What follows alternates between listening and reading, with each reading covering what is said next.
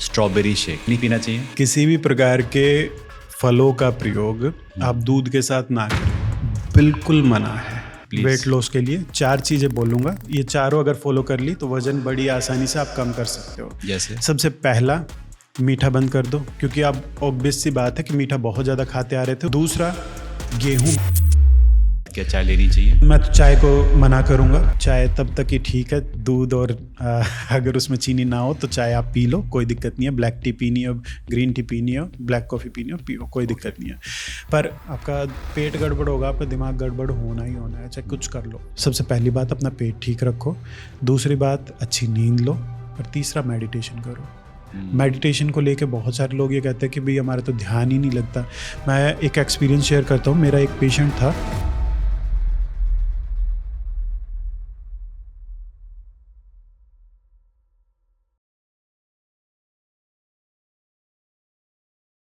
मेरे पास बहुत सारे सवाल हैं बिल्कुल। जो हमारी टीम ने हमें रिसर्च करे, प्लस जो हमारी कम्युनिटी है उनसे पूछा तो उनके भी कुछ सवाल आए कि डॉक्टर साहब आ रहे हैं तो उनसे हमारे सवाल भी पूछ लीजिएगा। बिल्कुल पूछिए। तो पहला सवाल ये था कि आयुर्वेद इतना स्लो क्यों है? लोग चाहते हैं कि बस झटपट हो जाए, कि 2 मिनट में मैगी बन जाए, 10 मिनट के अंदर ब्लिंकिट आ जाए। तो उसमें आयुर्वेद कहता है कि देखो थोड़ा समय लगेगा, और लोगों के पास समय नहीं है तो वो उसको एक्सेप्ट करते ही नहीं है। तो जिनके पास समय नहीं है वो फिर पूरी उम्र भर अपनी गोलियां खा के काम चला लेगा। उनको केवल अभी का दिखाई दे रहा है, भविष्य का नहीं देख पा रहे हैं। आपको अब तो मान लीजिए रिलीफ मिल गया, मान लेते हैं आपके चेहरे पे पिंपल्स हो गए, क्या मेकअप करने से वो दूर हो जाएगा? छुप जाएगा बस उस समय के लिए। तो यही आप जो कह रहे हो ना, झटपट हो जाए, वो ये हो रहा है। केवल आप ढक सकते हो चीज़ों को। ना बीमारी एक दिन में बनी है, ना एक दिन में जाएगी। जो समय आपकी बॉडी लेती है वो तो लेगी ही। इवन कुछ बीमारियां जो बहुत सारे एलोपैथ के माध्यम से जो ठीक हो सकती है, वहाँ भी आपकी बॉडी खुद से ही रिकवर करती है धीरे धीरे। तो आपकी बॉडी को समय तो देना ही पड़ेगा। आप ये सोचो कि आज आप बुखार में हो, कल डेंगू हुआ था और परसों आप अपने ऑफिस में चले जाओ, बहुत मुश्किल है। तो आपकी बॉडी को थोड़ा रिकवरी का टाइम देना ही पड़ेगा। और ये जो रिकवरी है, ये बीमारी किस तरह की है उसके ऊपर पूरे तरीके से डिपेंड करता है। तो इसलिए थोड़ा स्लो लगता है। पर बहुत सारी ऐसी समस्याएं हैं जो आज के समय में बहुत सारे डॉक्टर्स ये कहते हैं कि ये लाइलाज है, पर आयुर्वेद में 10-15 दिन में वहाँ भी आपको आराम मिल जाता है। जिनके लिए आपको डॉक्टर्स ने ये कह दिया कि आपको पूरी उम्र भर दवा खानी पड़ेगी, वहाँ आपको आयुर्वेद में हफ्ते भर में आराम दिखना स्टार्ट हो जाता है। तो कौन स्लो है, कौन फास्ट है? हर किसी की अपनी एक ताकत होती है। आपकी ताकत अलग है, मेरी अलग है। इसी तरीके से कुछ विशेष बीमारियों में कुछ आयुर्वेद बहुत जल्दी रिजल्ट देता है, कुछ विशेष बीमारी में थोड़ा स्लो देता है, पर मिलता है। तो लोग कहते हैं कि आयुर्वेद सिर्फ जो क्रॉनिक डिजीज़ेस है उसमें अच्छा काम करता है, या फिर जो अक्यूट डिजीज़ेस हैं उसमें काम करता है। एग्जाम्पल के लिए वायरल है या फ्लू है जो कि अक्यूट है ना, उसमें काम करेगा, या फिर जो क्रॉनिक डिजीज़ेस हैं जो कि बहुत लंबे अंतराल तक रहती हैं वहीं पे काम करता है सिर्फ? आयुर्वेद दोनों में काम करता है, पर आप उसको मौका ही नहीं देते। जी, मान लीजिए आपने वायरल का नाम लिया, वायरल 3 दिन 4 दिन में खुद से ही, जिसको कोविड वगैरह हुआ था, तो वो खुद से ही रिकवर होना था। ज़्यादा से ज़्यादा आप थोड़े बहुत ऑक्सीजन वगैरह, वो थोड़ा सिम्टोमेटिक ट्रीटमेंट आप दे रहे थे, पर वो खुद से ही रिकवर होना था। आप वहाँ पर मौका ही नहीं दोगे उसको, आयुर्वेद को, तो कहाँ से वो वहाँ पर रिकवरी की पता लगेगा? तो आप कह रहे हो कि जो कोविड है वो आयुर्वेद से अपने ठीक हो जाएगा? दरअसल किसी भी प्रकार की वायरल जो कंडीशन है, आपकी बॉडी खुद से रिकवर करने की बहुत हद तक क्षमता रखती है। आयुर्वेद के माध्यम से वहाँ भी अब बहुत लंबे समय तक, मान लीजिए फीवर है, आप उसके अंदर तुरंत एलोपैथिक लेंगे, पर फीवर 1 हफ्ते बाद फिर दोबारा से आ गया, 1 हफ्ते बाद फिर दोबारा से आ गया। आप स्टार्टिंग में तो अभी आपको अपना ऑफिस का भी काम करना, अपना ये पॉडकास्ट भी हैंडल करना, और सारी चीज़ें करनी है, अपनी टीम मेंबर को भी देखना है। पर उस समय तो आप आयुर्वेद की तरफ जाने का नहीं सोचोगे, अरे यार वो डॉक्टर साहब इतनी पीने की दे देंगे, ये खाने की दे देंगे सुबह शाम, और कैसे खाऊंगा मैं? मुझे तो अभी कल आपने बताया जैसे 10 मिनट में मुझे ऑफिस पहुंचना है, 10 मिनट में ये काम करना है, तो उसके लिए तो आप तुरंत शॉर्टकट की तरफ भागेंगे। तो इसलिए एक्यूट में आप उसको ट्राई ही नहीं करते हो। आप ट्राई करके देखो, अगर आपको हल्का फुल्का फीवर आ रहा है, हल्का फुल्का बॉडी एक लग रहा है, आप सौंठ और गिलोय को बॉईल करके पानी में पी के देखो। मानता हूँ उतना, आप मान लीजिए जितना 10 मिनट में वो रिजल्ट नहीं देगा, पर 15-20 मिनट में आपको फीवर अपना कम होता हुआ दिखाई देगा। पर अब यहाँ भी बहुत सारी चीज़ें देखनी पड़ेंगी। अब मान लीजिए बहुत हाई ग्रेड फीवर है किसी को, तो ऐसे कंडीशन में अलग अप्रोच अपनानी पड़ेगी, अलग तरीके की दवाइयाँ चलेंगी। तो ये डिपेंड करता है कि आप किस स्थिति में डॉक्टर के पास जा रहे हो। आप जब आपने सारे हथियार अपना कर देख लिए, सारी तरह की दवाइयाँ खा कर देख ली, फिर आप लास्ट में कहते हो चलो आयुर्वेदिक ले लेते हैं, तब वहाँ आपकी रिकवरी हो रही है, तब आप कहते हो कि आयुर्वेद तो केवल पुरानी बीमारियों में काम करता है। जैसे फॉर एग्जाम्पल जुकाम है, राइट, कोल्ड है, आप कह रहे हो कि 3 से 4 दिन के अंदर अपने आप कोल्ड हट जाएगा। हाँ, लेकिन फिर भी जैसे ही मुझे कोल्ड हुआ तो मैंने कुछ स्प्रे डाल दिए, मैंने कुछ मेडिसिन, कुछ एंटीबायोटिक ले ली कि चलो मैं जल्दी जल्दी ठीक हो जाऊँ। तो क्या वो सही अप्रोच है, या फिर मैं आयुर्वेदिक की तरफ अगर जाता हूँ वो बेटर अप्रोच है, या फिर मैं कुछ ना करूँ बॉडी अपने आप ठीक हो जाएगी? देखिए, बेस्ट अप्रोच तो मैं तो यही मानूंगा कि है ना, आप अगर आपके कैपेबल हो, शरीर में थोड़ी ताकत है, तो थोड़ी बहुत इस तरह की बीमारियां आपके बॉडी को होने देनी चाहिए। ये इसका आपकी अर्थ क्या है कि शरीर में ताकत है? अगर सपोज कोई इंसान 30 साल का या फिर 50 साल का है, तो क्या उम्र के हिसाब से कह रहे हो या फिर इम्यूनिटी के हिसाब से कह रहे हो आप इम्यूनिटी भी लगाइए, और शारीरिक बल की भी यहाँ पे बात हो रही है, आपकी मेंटल कैपेबिलिटी की भी बात हो रही है। आप है ना, मान लीजिए हो बिल्कुल खली जैसे, और दिमाग बिल्कुल बच्चे जैसा हो, थोड़ी सी चीज में ही आप सुई से घबरा जाओ। नहीं है। हाँ जी, तो ऐसे कंडीशन में तो फिर आप छोटी सी बीमारी को भी इतना बड़ा पहाड़ जितना देख लोगे आप, तो फिर वहाँ तो ऐसे में कोई फायदा होगा नहीं। और ये बीमारियां आपकी दोस्त ही हैं एक तरह से देखा जाए तो। जो चोट आपको बड़ी लगनी चाहिए, वो छोटी चोट में ही काम चला रही है। मतलब आप कह रहे हो कि बीमारियां आपकी दोस्त हैं? कुछ हद तक बीमारियां आपके दोस्त की तरीके से ही काम करती है। मान लीजिए आपके जो छोटे मोटे दुश्मन हैं, वो आपको बहुत सारी ऐसी चीज़ें सिखा जाएंगे कि आपके सामने जब बड़ा दुश्मन आएगा तब उसका अच्छे से सामना आप कर पाओगे। एक सीख मिल जाती है। आपकी बॉडी खुद से वो आपकी इम्यूनिटी पावर को और भी ज़्यादा बेहतर तरीके से स्ट्रॉन्ग बनाती है, डेवलप करती है, खुद से थोड़ी रक्षा करती है। तो बेहतर अप्रोच यही रहती है कि आप किसी भी, अगर स्थिति बिगड़ती हुई नहीं दिखाई दे रही है, तो किसी भी दवा का प्रयोग नहीं करना चाहिए, थोड़ा इंतजार करना चाहिए। पर अगर स्थिति हाथ से लग रहा है कि आपका दिमाग जवाब दे रहा है, आपकी बॉडी जवाब दे रही है, तब जिसका भी आपको प्रयोग करना करो। तो अगर हम बात करें कि किसी इंसान को जुकाम होता है, तो वो आयुर्वेदिक ट्रीटमेंट के हिसाब से पहला कदम क्या ले? अगर किसी को जुकाम हुआ मान लीजिए, तो सबसे पहले तो इस तरह के एक्सपोजर में, अब एसी वगैरह या कूलर वगैरह जो चल रहे हैं उसके डायरेक्ट हवा के एक्सपोजर में ना आए।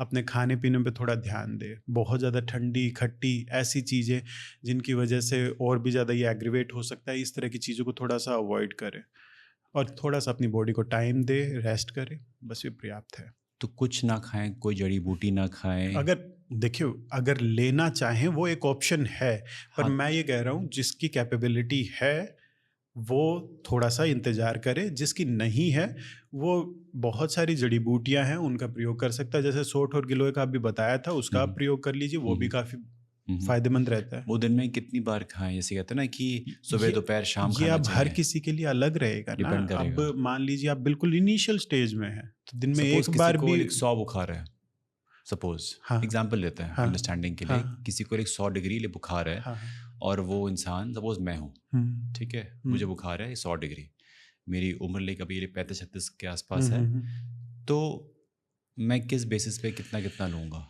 दिन में 2 से 3 बार पर्याप्त रहता है। अगर ज़रूरत पड़े तो ज़्यादा भी प्रयोग की जा सकती है, और ये पूर्ण रूप से स्थिति के ऊपर निर्भर करता है। अब आपकी स्थिति कितनी स्पीड से रिकवर कर रही है, इन चीज़ों के ऊपर भी निर्भर करेगा ये। क्योंकि ना जो एक्सेसिबिलिटी है वो इजी है किसी भी मेडिसिन की। कोई भी दुकान पे गए, आप गोली ले आए, आपने खा ली। बट आयुर्वेदिक के लिए जो भी चीज़ें बता रहे हैं वो घर में अवेलेबल हो या ना हो, तो फिर और आसपास दुकानें इतनी होती नहीं है आयुर्वेद मेडिसिन की, तो अल्टीमेटली इंसान सोचता है कि छोड़ यार, जो बाजू ये वाली दुकान से। एक्सेसिबिलिटी क्या रातों रात पैदा हो गई? पैसा जहाँ पर था वहाँ पर ही इनोवेशन हुए, वहाँ पर ही आपके लिए इजीली अप्रोचेबल चीज़ें तैयार की गई, टैबलेट फॉर्म में तैयार किया गया। तो सब खेल पैसों का ही है। जहाँ पैसा आएगा उतना ज़्यादा इनोवेशन होगा। जितना आप एलोपैथ को फंड कर रहे हो उतना आप आयुर्वेद को करना स्टार्ट कर दो, आप देखना है आयुर्वेद में भी इनोवेशन होना स्टार्ट हो जाएगा। अब बहुत सारे इनोवेशन जो पहले हो रहे थे, इवन सूची भरण इंजेक्शन की एक प्रोसेस होती है जिसके अंदर दवाइयाँ डायरेक्टली इन्फ्यूज की जाती हैं बॉडी के अंदर। यह आयुर्वेद में बहुत सालों से बताया गया था।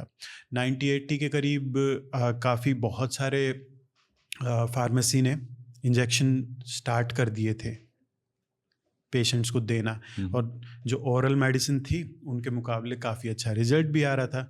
पर अब वही फिर कि ये आयुर्वेदिक डॉक्टर ये इंजेक्शन कैसे प्रयोग कर रहे हैं और ये सेफ़ नहीं है, वो नहीं है, ये नहीं है करके उस पर बैन लगा दिया। आप एक तो फंड नहीं दे रहे हो, उसको ऊपर से बैन करते जा रहे हो, तो फिर धीरे धीरे करके अब जो पावर है आपकी, आपके हाथ तो जगड़ के ये कह रहे कि ना आयुर्वेद कुछ नहीं कर सकता, आप थोड़ा सा उसको ताकत तो दो। मैं जानना चाहूँगा कि ऐसा लाइक क्यों किया गया होगा, जब भारत की अपनी एक हेल्थ केयर सिस्टम था उसको दबाने के लिए किया गया, या जो हम पे राज किया गया उसकी वजह से हुआ ये कि एलोपैथी को ज़्यादा तवज्जो दी गई? अब क्यों किया गया, तो इसके पीछे तो किसी भी तरह के कुछ भी कॉन्स्पिरेसी थ्योरीज के बारे में बनाई जा सकती है, पर समय के हिसाब से चीज़ें ऊपर नीचे जाती रहती है। और मुझे लगता है कि अब समय धीरे धीरे आयुर्वेद का वापस आ रहा है, लोगों को विश्वास हो रहा है, और पीछे किसने क्या किया था नहीं किया था इसके ऊपर बहस करने की बजाय आगे मैं क्या कर सकता हूँ इसके ऊपर सोचना ज़्यादा बेहतर रहेगा। तो आप कह रहे हैं कि ये इक्वली पावरफुल है एज कम्पेयर टू एलोपैथी, अगर सही प्रकार से प्रयोग किया जाए तो। और इक्वली फास्ट काम कर सकता है अगर सही प्रकार से यूज़ किया जाए तो। और इक्वली तरीके से इसके भी साइड इफ़ेक्ट हैं।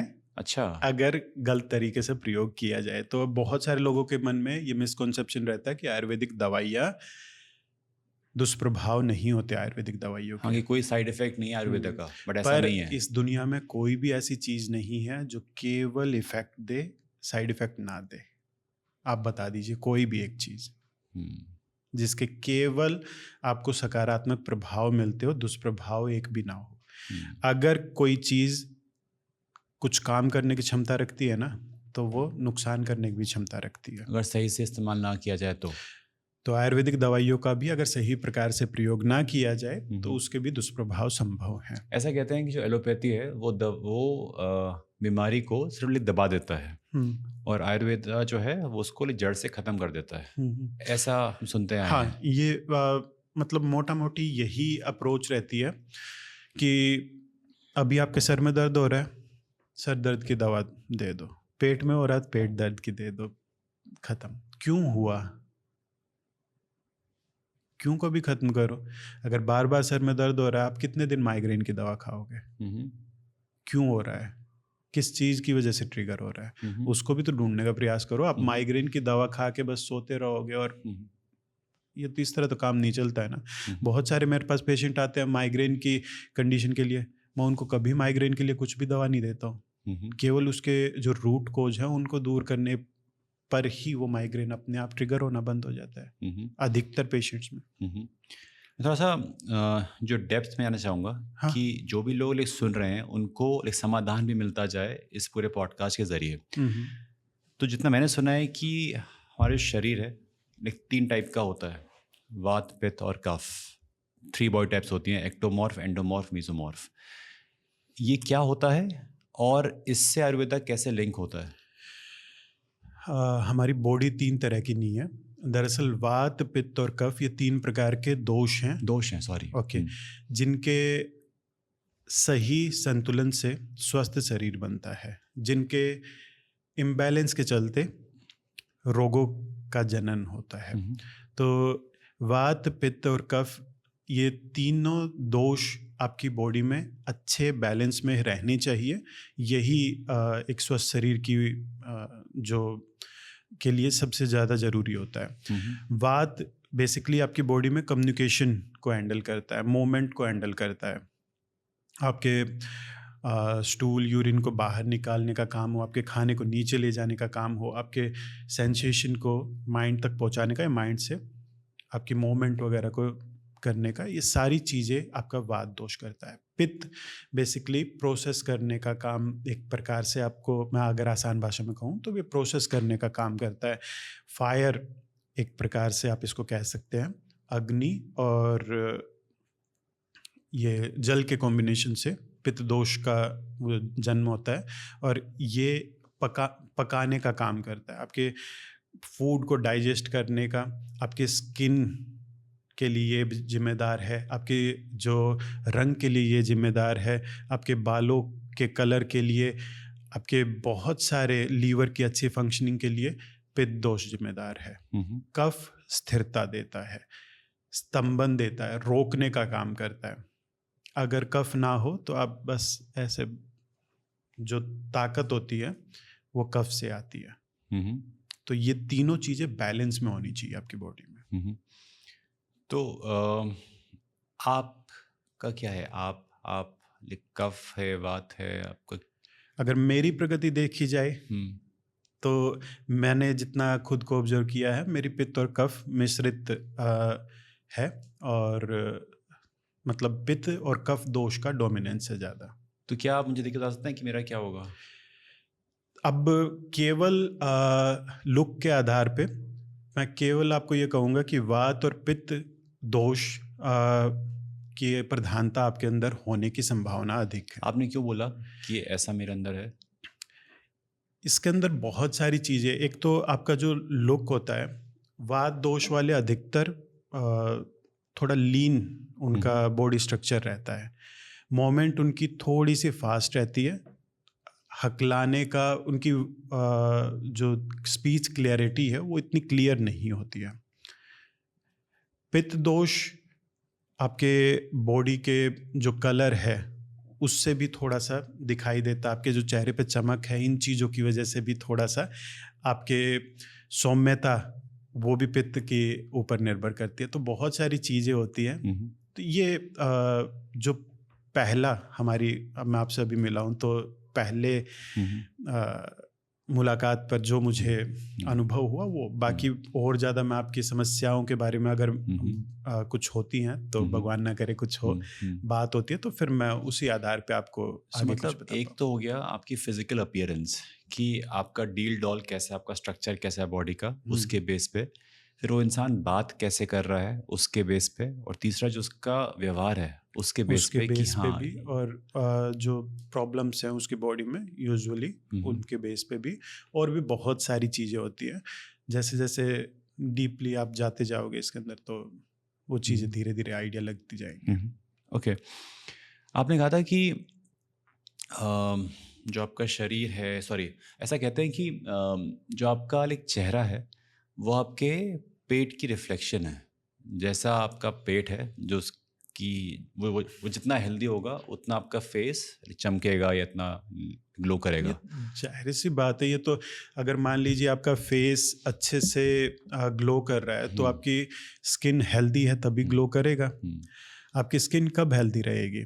जब ब्लड अच्छे से प्योरीफाई होगा उसमें टॉक्सिन्स वगैरह नहीं मौजूद होंगे, और वो टॉक्सिन्स यूजुअली आपके खाने पीने से ही आते हैं कि आपका खाना कैसा है, आपके बहुत सारे अदर इश्यू, आपका सोने का, उठने का, बैठने का, आपके रहन सहन कैसा है, इन चीज़ों के ऊपर डिपेंड करता है। तो सारी चीज़ें आपस में ही जुड़ी हुई है। बहुत सारे जो यंगस्टर्स हैं वो सुन रहे हैं अभी आपको, और वो चाहते हैं कि कुछ ऐसा बताओ जिससे कि वो जवान दिखें और जवान दिखें। उसके साथ साथ जो उनका दिनचर्या है, जो कि शुरू होता है सुबह 11 बजे और चलता है सुबह के 5 बजे 4 बजे तक, तो जो दिनचर्या है उसकी कितनी इम्पोर्टेंस है इस पूरे आयुर्वेदिक सिस्टम में? सबसे पहले क्वेश्चन की बात कर लेते हैं। अगर आपको जवान दिखाई दिखना है। देना है तो सबसे पहला काम मैं ये कहूँगा कि खुश रहा करो, नींद अच्छी लिया करो, और थोड़ा सा ताज़ा घर का बना हुआ खाना खाया करो। बस इतना सा अगर आप जंक कर फूड लेते ना हो। खाएं। आप एक बात बताइए, सड़ी हुई चीज़ें खा के आप सड़े हुए ही बनोगे हैं? सही बात कैसे है। आप हेल्दी बन जाओगे? आप खा रहे हो एक एक हफ्ते पुरानी ब्रेड, खा रहे हो जो सामने आया वो मन में खाते, या अभी मान लीजिए अब बहुत सारे लोगों को आदत लग चुकी है, अभी आपने खाना खाया, आपके सामने कुछ अच्छी चीज़ आ गई, थोड़ा खा लीजिए, आपका माइंड ऐसा है कि वो बना लेगा जगह अपने आप ही, और आपका है ना डाइजेशन, आप भगवान ने हमारी बॉडी गजब की बना रखी है, आप उसको जैसी आदत डालोगे वो वैसी आदत डाल लेगा। और पहले के समय में हम भले ही आज के ज़माने में जी रहे हो, पर हमारा जो प्रोग्रामिंग हुई थी वो सदियों पुरानी हो रखी है, तो हजारों सालों पुरानी। तो उस समय की जो सर्वाइवल के टाइम पे था कि जो मिल रहा है खाते जाओ। उस समय पहले ज़्यादा लोग बीमार होते थे कुछ ना मिलने की वजह से, मेल न्यूट्रिशन की वजह से। आज लोग बीमार क्यों हो रहे हैं? ज़्यादा मिलने की वजह से। वो धीरे धीरे धीरे धीरे 90-50, 90-60 के करीब जब भारत में खाने को अच्छे से होता नहीं था, तो उस समय ज़्यादातर ये अलग अलग तरह के अनाज प्रयोग किए जाते थे। गेहूं बहुत रेयर होता था यूजुअली। मैं किसी कास्ट वगैरह का नाम नहीं लूँगा, पर जो बहुत रिच होते हैं उनकी एक डाइट का हिस्सा होता था, और इसीलिए डायबिटीज़ या जो ओबेसिटी वगैरह इस तरह की बीमारियां बहुत कम देखने को मिलती थी। पर उस समय की जो भारत के लिए ज़रूरत भी थी कि गेहूं का प्रोडक्शन बढ़ाया गया, एक ख़ास तरह के गेहूं का उत्पादन बढ़ाया गया, जिसके चलते लोगों के लिए वो आसानी से उपलब्ध हुआ। लोगों को दूसरी फसल में कम, और हर जगह पैसा ही काम करता है, दूसरी फसल में कम उनको आमदनी हो रही थी, तो धीरे धीरे गेहूं का प्रोडक्शन बढ़ा। अब गेहूं के प्रोडक्शन इतना बढ़ गया कि आपको वो 12 महीने मिलना, अच्छे से मिलना स्टार्ट हो गया, उसका स्टोरेज वगैरह और ये सारी चीज़ें इतना, और खाने में इतना स्वादिष्ट होता है, और कोई अनाज इसके सामने टिक नहीं पाता। तो उसकी गेहूँ खानी चाहिए? गेहूँ खानी चाहिए, पर जिस तरह हम खा रहे हैं उस तरह नहीं खानी चाहिए। कैसे खानी चाहिए गेहूँ? क्योंकि आज के लोगों को, बहुत सारे लोगों को जो एलर्जीज हैं वो हो रही हैं, जो ग्लूटेन काम नहीं कर रहा उनके लिए। किसी भी चीज़ के पीछे आदतों के पीछे पड़ोगे ना, तो वो अपने दुष्प्रभाव दिखाना स्टार्ट कर ही देता है, आज नहीं तो कल। तो क्या ऑप्शन है? ऑप्शन यही है कि आप बदल बदल के अनाज खाओ। जैसे अब मौसम जो चल रहा है, अभी जो गर्मियों का मौसम आ रहा है, जौ खाइए, चना खाइए। बरसात का है, गेहूँ खाओ। उसके बाद ज्वार का आ जाएगा, फिर मक्का, बाजरा, फिर वापस अपने चलता रहना चाहिए सीजन के हिसाब से। सीजन के हिसाब से, और बीच बीच में आप चाहो तो थोड़े से और जो मिलेट्स हैं, पर बेहतर यही रहता है कि आपके जो आसपास के एरिया में जो जिस तरह के अनाज का उत्पादन होता है, उस अनाज का प्रयोग आपके लिए बेहतर रहता है। पर ये आज के परिवेश में नहीं देखना चाहिए। आज से 50 साल पहले आप ये थोड़ा प्रयास करेंगे अपने बड़े बूढ़ों से कि आज से 50 साल पहले किस किस तरह की फसलें कौन कौन से मौसम में होती थी, उस तरीके से इसका प्रयोग करेंगे तो अपने आप ही आपको ये आइडिया लग जाएगा कि आपके लिए कौन सा अनाज बेहतर है। क्योंकि आज की डेट में हर जगह हर चीज़ मिलती है, हर समय मिलती है। तो जो फ्रूट आना चाहिए समर्स में, आपको विंटर्स में मिलता है, एंड वाइस वर्सा। तो आप कहना चाह रहे हो कि पहले हम अपने जो पेरेंट्स हैं या फिर जो उनके जो पेरेंट्स हैं उनसे पूछें कि उस जगह पे कौन सी चीज़ नेचुरली मिलती है और उसका प्रयोग ज़्यादा किया जाए। बिल्कुल। दरअसल एग्जाम्पल देंगे मुझे आप एक, लोगों के समझने के लिए। अगर मान लीजिए किसी इलाके में एक खास तरह का अनाज जी या तेल की बात कर लेते हैं। जी। अब यूपी वाले आप मूंगफली का तेल प्रयोग करेंगे और एक सरसों का तेल प्रयोग करेंगे, आपके लिए सरसों का ज़्यादा अच्छा रहेगा। इधर आप गुजरात के साइड में आ जाओ, उनके लिए मूंगफली वाला तेल, या यूपी वालों के लिए तिल का तेल है शायद, हाँ यूपी वालों के लिए तिल का तेल, क्योंकि उस एरिया में तिल और सरसों का ज़्यादा यूज होता है। तो जिस एरिया में जो उनकी फसल थी, वो फसल जहाँ पे जिस चीज़ की पैदावार अच्छी होती है, वो चीज़ उनके लिए ज़्यादा बेहतर रहेगी। वो उनकी बॉडी के हिसाब से प्रकृति ने खुद बना रखा है, सारी चीज़ें डिज़ाइन है, बस उसको फॉलो करने की ज़रूरत है। लेकिन एक इंसान पैदा हुआ यूपी में, लेकिन उसने नौकरी करी बैंगलोर में, फिर गया मुंबई, चेन्नई, लंदन वगैरह घूम फिर के आ रहा है, तो जो उसकी बॉडी टाइप है, क्या वो भी चेंज होगी, कैसे काम करेगा? दोनों चीज़ें रहेंगी। आपको थोड़ा सा मतलब आप, मैंने कहा देश काल पात्र, इसके बारे में मैंने आपको अभी थोड़े शायद पॉडकास्ट से पहले बात हुई थी। तो देश काल पात्र का विचार हर किसी को करना चाहिए, हालांकि ये वैद्य के लिए बताया गया है, पर देश काल मतलब आप किस समय में जी रहे हैं और किस जगह पर हैं, वहाँ का भी आपको विचार करना होगा। आप अगर मान लीजिए साउथ इंडिया में है और वहाँ बहुत ज़्यादा आप ऐसी चीज़ें प्रयोग करते हैं जो आपके पित्त दोष को और ज़्यादा एग्रीवेट करे बहुत ज़्यादा, तो फिर जाहिर सी बात है कि वो आपको प्रॉब्लम ही करेगा। आप नॉर्थ इंडिया की डाइट साउथ इंडिया में रह के पूरे तरीके से नहीं कंज्यूम कर सकते हैं। साउथ इंडियन डाइट को अगर आप नॉर्थ इंडिया में रह रहे हो, आप रेगुलर कंज्यूम करना स्टार्ट करो, आपको प्रॉब्लम आएगी। एग्जाम्पल के लिए कि अगर मैं रहता हूँ नॉर्थ इंडिया में, तो मैं कभी कभार अगर डोसा खाऊं, इडली खाऊं, दैट इज़ ओके, बट अगर मैं रोज़ खाना शुरू कर दूं तो दिक्कत हो सकती है मुझे। बिल्कुल हो सकती है। कोई भी चीज़, एक तो है ना, इतना एक्सेसिवली कोई भी एक चीज़ के पीछे कभी नहीं पड़ना चाहिए। आपकी बॉडी को थोड़ा बदल बदल के चीज़ें देते रहना चाहिए, और जिस जगह पे आप रह रहे हैं उसका खास तौर पे, और जिस जगह के हैं वहाँ से भी जो आपकी रूट है वहाँ से भी आप थोड़ी चीज़ें ले सकते हैं। पर जिस जगह पे रह रहे हैं आपको खास तौर पे उस जगह का खास तौर पे ध्यान अपने खान पान में रखना चाहिए। तो सर, हमने एक पॉडकास्ट किया था आयुर्वेदा पे, उसमें लोगों ने हमें बहुत गालियाँ सुनाई। तो डिस्कशन हो रहा था फूड कॉम्बिनेशन का, कौन सी चीज़ नहीं खानी चाहिए, किस मतलब जो दो फूड हैं कॉम्बिनेशन कैसे है। आज हम सब खाते हैं, मिक्सी में लेते हैं, ये भी डालते हैं, ये भी डालते हैं, ये भी डालते हैं, घुमाते हैं ग्रर करके पी जाते हैं, एंड वी फील कि क्या स्वाद आया। एक्सपर्ट्स लाइक यू जो आयुर्वेद की फील्ड से हैं, वो कहते हैं देखो भाई ये गलत है, ऐसा नहीं करना चाहिए। एग्जाम्पल लेते हैं कि स्ट्रॉबेरी शेक, लोग कहते हैं नहीं, क्योंकि आप बताओ क्यों नहीं, स्ट्रॉबेरी शेक नहीं पीना चाहिए? किसी भी प्रकार के फलों का प्रयोग आप दूध के साथ ना करें। एक सीधा सिंपल सा फंडा है कि दूध के साथ आप फलों का सेवन ना करें, और दूध के साथ कुछ लिमिटेड चीज़ें ही हैं। अब आप ये लगाइए, मैं देख रहा हूँ बेल का शरबत बना रहे हैं दूध के साथ, बिल्कुल मना है, नहीं लेना चाहिए। बेल के फायदे भी खराब करोगे और दूध के फायदे भी खराब करोगे, उल्टा अपनी बॉडी को नुकसान पहुंचाओगे। क्यों, ऐसा क्या होता है कि बेल के शरबत में और दूध को मिक्स ये विरुद्ध आहार बताए गए हैं आयुर्वेद में। कुछ चीज़ों की कंपैटिबिलिटी अच्छी बताई गई है और कुछ की बुरी बताई गई है। ये माना जाता है कि जो चीज़ें आपस में कंपैटिबल नहीं है उनका अगर आप प्रयोग साथ में करोगे तो वो आपकी बॉडी में जाके अच्छे से डाइजेस्ट नहीं हो पाएंगी, और जब डाइजेशन अच्छे से नहीं होगा तो वो टॉक्सिन्स को बिल्डअप करेगा, और वो टॉक्सिन्स जहाँ पर भी जाके अक्यूमुलेट होना स्टार्ट होंगे वहीं पे प्रॉब्लम करेंगे।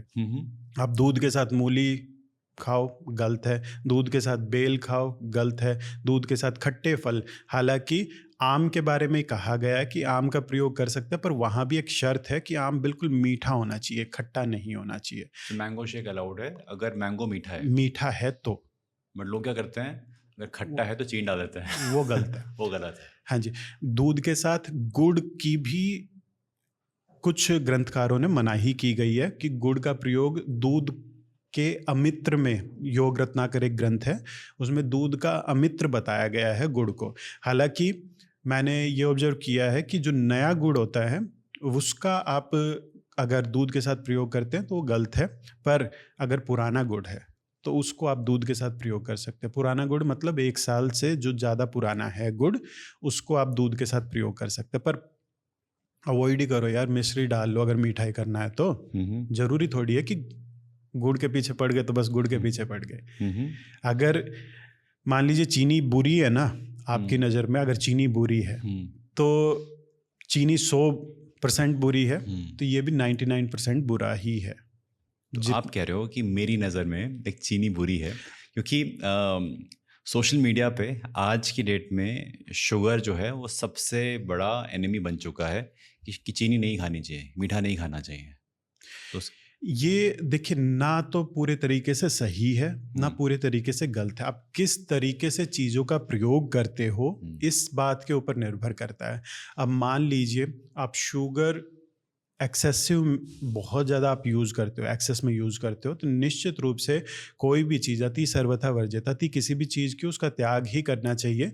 तो अगर मधुर अम्ल लवण कटु तिक्त कसाय 6 प्रकार के रस बताए गए हैं और 6 के 6 रस आपके भोजन में होना चाहिए। जो ताकत आती है वो मधुर रस से ही, मतलब मीठे से ही आती है। और अगर आप वो मीठा ही बिल्कुल एलिमिनेट कर दोगे तो वो ताकत आपकी बॉडी में नहीं रहेगी। शुक्र प्रजनन जो रिप्रोडक्टिव हेल्थ है आपकी, बहुत ज़्यादा डिपेंडेंट रहती है आपके जो मधुर रस के ऊपर है। पर आप वो बिल्कुल ही उसको एलिमिनेट करके बैठ जाओगे, आपकी फर्टिलिटी पावर इम्पैक्ट होगी ही होगी उससे। तो मीठा बुरा नहीं है, उसको किस तरीके से आप प्रयोग करते हो ये बुरा है। आप सारे दिन ही मीठा खाए जा रहे हो। पहले के समय में जो मिलती थी मीठा मिलता था वो बहुत रेयर मिलता था, या फिर आपको जो अनाज से थोड़ा बहुत जो मधुर रस मिलना चाहिए वो अनाज से या सब्जियों से या फलों से मिलता था। पर आजकल फल भी जो पहले के मुकाबले ज़्यादा मीठे हो रहे हैं। आज के समय में गेहूं की बात जैसे हमने पिछले पॉडकास्ट में की थी, गेहूं भी पहले के मुकाबले, जो पुराना गेहूं है उसके मुकाबले वो ज़्यादा मीठा है, ज़्यादा मधुर रस लिए हुए है। तो और ऊपर से आप कॉन्सेंट्रेटेड स्वीटनर यूज कर रहे हो। तो अगर आपके लिए चीनी बुरी है ना, अगर आपके लिए चीनी बुरी है तो आपके लिए गुड़ भी बुरा ही है। पर अगर आप चीनी प्रयोग करते हैं आपके लिए बुरी नहीं है, मतलब आप हेल्दी हो, थोड़ी बहुत चीनी प्रयोग कर रहे हो, कोई आपको हेल्थ प्रॉब्लम नहीं है, तो उसकी जगह पे आप गुड़ का प्रयोग करें, वो बेहतर रहेगा। इसको हम लोग समराइज करें, आप कहना चाह रहे हैं कि हर चीज़ का एक्सेसिव उपयोग गलत है। बात सही है कि चीनी लो या गुड़ लो, दोनों ही अच्छे नहीं हैं। अच्छे या बुरे इनको नहीं कहा जा सकता है, ये पूर्ण रूप से आपकी स्थिति के ऊपर निर्भर करेगा। अगर आपको आपके डॉक्टर ने यह कहा है कि चीनी नहीं खानी है तो इसका ये मतलब भी है कि आपको गुड़ भी नहीं खाना है। बट लोग कहते हैं ना कि जो ऑल्टरनेट सोर्सेज ऑफ शुगर है उसमें आपका जैगरी आ रहा है, उसमें आपका डेट्स आ रहा है, वो सब खा सकते हैं, कोई दिक्कत है उसमें? वही बात यहाँ पर फिर से आ रही है कि आप अगर मान लीजिए कोई डायबिटिक पेशेंट है, ठीक है, वो अगर चीनी का प्रयोग करता है तो उसके लिए बुरा है। अब अगर वो गुड़ का प्रयोग करेगा तो वो वहाँ भी वो दिक्कत देगा। हम बात करते हैं एक नॉर्मल पेशेंट, सपोज मैं हूँ, हाँ, मुझे शुगर नहीं है, हाँ, ठीक है, तो आज की डेट में जो इंस्टाग्राम है वो ये कहता है कि शुगर मत खाओ, शुगर मत खाओ, शुगर मत खाओ, ठीक है, ये हो जाएगा वो हो जाएगा, और जो ऑल्टरनेट ऑफ शुगर है वो रिकमेंड किया जाता है। तो आपकी राय क्या है कि आयुर्वेद के हिसाब से क्या हमें शुगर बिल्कुल नहीं खानी चाहिए? जैसे लोग कहते हैं कि जो चाय है ना, कि चाय में चीनी मत खाओ, राइट, जो मिठाई है वो मत खाओ। वो कहते हैं कि हर तरीके से कि ठीक है कभी कभार हो गया, बट वो कहते हैं कि चीनी आपकी बॉडी के लिए सही नहीं है। मैं फिर से वही बात दोहरा रहा हूँ, अगर चीनी आपके लिए 100% बुरी है तो जितने भी शुगर के अल्टरनेट आपने गिनाए वो भी 98-99%, आपको 19-20 का ही फ़र्क मिलेगा उसके अंदर। थोड़ा सा मान लीजिए आयरन इधर से मिल जाएगा, थोड़े से और मिनरल्स आपको मिल जाएंगे, इससे ज़्यादा और कुछ नहीं होगा।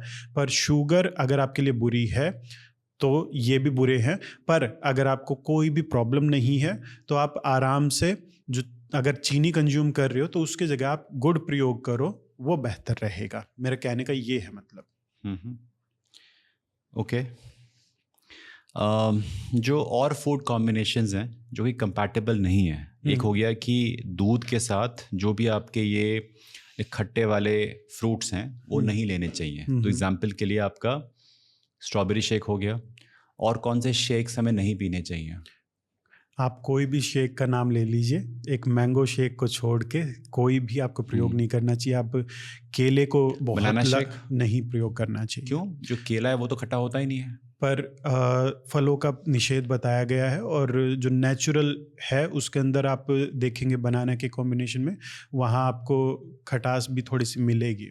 लोग कहते हैं कि दूध और केला खाओ, मतलब बहुत ताकत आएगी। आपको अगर ताकत चाहिए ना, केला खा लो, उसके ऊपर से थोड़ी देर बाद दूध पी लो। फ़र्क क्या है? एक ही बात तो है। नहीं है एक ही बात। मुझे लगता है कि ये पिया ये खाया तो सब अंदर मिक्स ही हो जाएगा। मिक्स हो जाएगा, पर आपकी बॉडी तो उस तरीके से मिक्स नहीं कर रही है ना चीज़ों को। जो पहले जाएगा वहाँ पे पहले उसकी प्रोसेसिंग होगी, फिर आपकी बॉडी अलग तरीके से दूसरी चीज़ को डाइजेस्ट करेगी। आपको खाने खाओ, कौन मना कर रहा है, पर थोड़ा आगे पीछे करके खा लो। अब जैसे ये सत्तू का बहुत ज़्यादा प्रचलन है। सत्तू को आप बहुत सारे लोग कह रहे हैं कि ना उसके अंदर दूध भी डाल लो, केला भी डाल लो, डेट्स भी डाल लो, और वो उसका शेक बना के। सत्तू का शेक बॉडी बिल्डर्स के लिए कहते हैं नहीं लेना चाहिए। सत्तू अगर पानी के अलावा आप लेते हो, सत्तू के कुछ नियम है। सत्तू केवल गर्मियों में प्रयोग करना चाहिए, बरसात में या सर्दियों में उसका प्रयोग नहीं करना चाहिए। गर्मियों में उसका प्रयोग करें। सत्तू रात के समय नहीं खाना चाहिए। सत्तू को दांत से काट कर नहीं खाना चाहिए। बिहार साइड में बहुत सारे मतलब खाने के उसके बनते हैं, तो दांत से काट के सत्तू खाने का नहीं है, ठीक है, तरीका नहीं है। दूसरा, खाना खाने के बाद सत्तू नहीं खाना चाहिए, क्योंकि वो खुद एक मील हो जाता है। आप एक मील के ऊपर दूसरी मील, एक अनाज के ऊपर दूसरा अनाज डाल रहे हो, ये एक प्रकार के विरुद्धाहार की ही मतलब कैटेगरी में आता है। सत्तू को दूध के साथ प्रयोग नहीं करना चाहिए।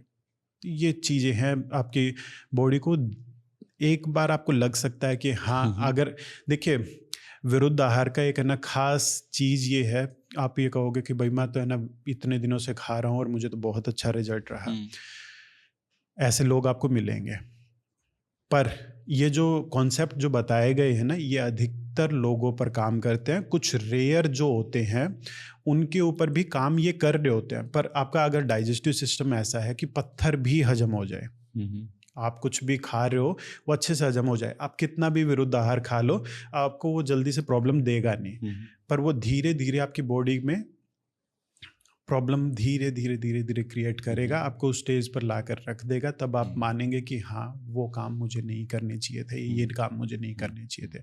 जो भी आज ये कर रहा है ना कि मैं तो 2 साल से खा रहा हूँ, मैं 5 साल से खा रहा हूँ, मेरे बाप खा रहे थे, मेरे दादा खा रहे थे, मेरे नाना खा रहे थे, नानी खा रही थी, वो तो आज तक जिंदा है और ये है वो है, तो वो चीज़ें गलत है।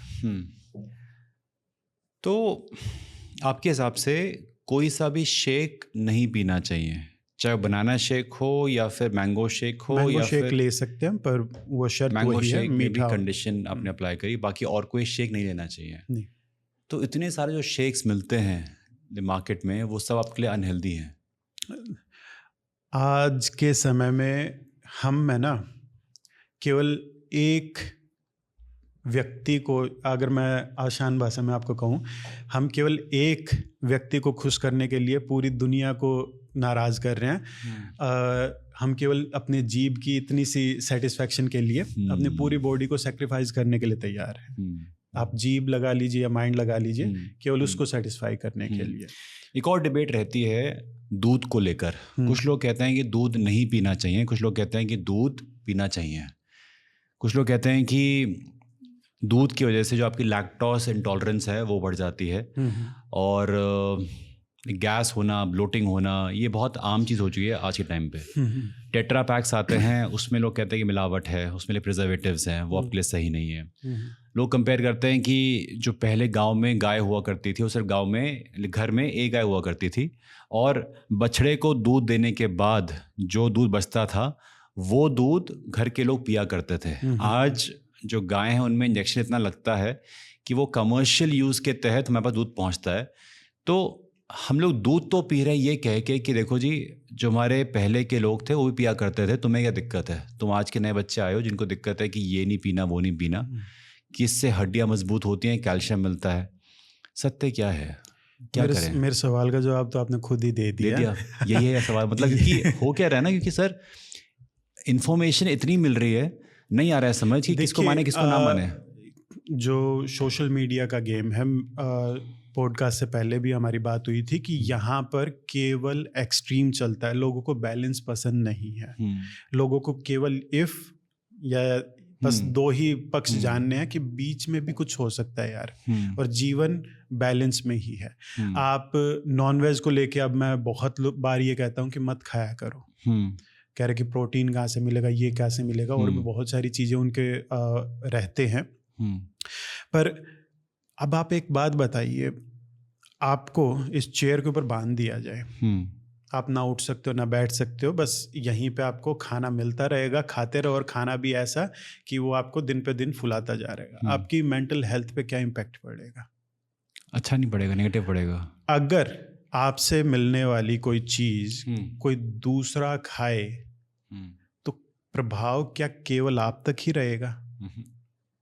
जो लेगा, आपका जो दिमाग है ना, आपके बॉडी के साथ बहुत बुरे तरीके से जुड़ा हुआ, आप उसको अलग नहीं कर सकते हो। आपकी मेंटल हेल्थ आपकी फिजिकल हेल्थ को डिफाइन करती है। अगर कोई चिकन आप खा रहे हैं, उसकी मेंटल हेल्थ बिल्कुल ख़राब हो ही चुकी है, सारे दिन पिंजरे में बंद, और अब ऐसी कंडीशन में आप वो खा रहे हो और फिर ये कंप्लेन लेके आ रहे हो कि हमारे तो बच्चियों के ना 8-8, 9-9 साल की एज में पीरियड स्टार्ट हो रहे हैं। और क्या होगा? आप जानवरों को इस तरीके से एक मशीन बनाते जा रहे हो कि दूध का वो प्रोडक्शन करते जाए। देसी गाय के पीछे पड़े हुए आज के समय में, देसी गाय के साथ भी ये आज के समय में रेस चल रही है। इवन सरकार हमारी खुद कर रही है।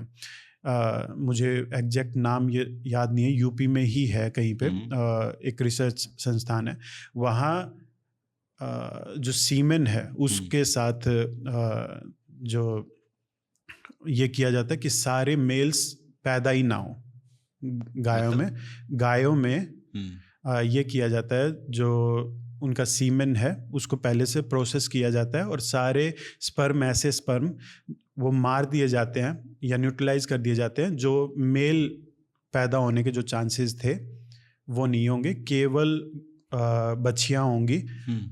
तो आप अगर प्रकृति के साथ इतनी छेड़छाड़ करोगे तो प्रकृति आपके साथ नहीं करेगी क्या? है? अब आप देसी गाय को तो देसी छोड़ नहीं रखा है, खाना उसको ऐसा दे रहे हो आप कि वो ज़्यादा से ज़्यादा लंबे समय तक, इंजेक्शन है जो उसकी फीड है, इंजेक्शन भी ना दो, पर आप उसको मान लीजिए आपने, है ना, खाना उसका, और एक किसी की जीन्स ही इस तरीके से आपने डिफाइन कर रखे कि ये इस तरीके से काम करेगा, तो उसका इम्पैक्ट आएगा उसकी बॉडी पर। तो ये आप जितनी छेड़छाड़ प्रकृति के साथ करोगे, प्रकृति आपके साथ करेगी।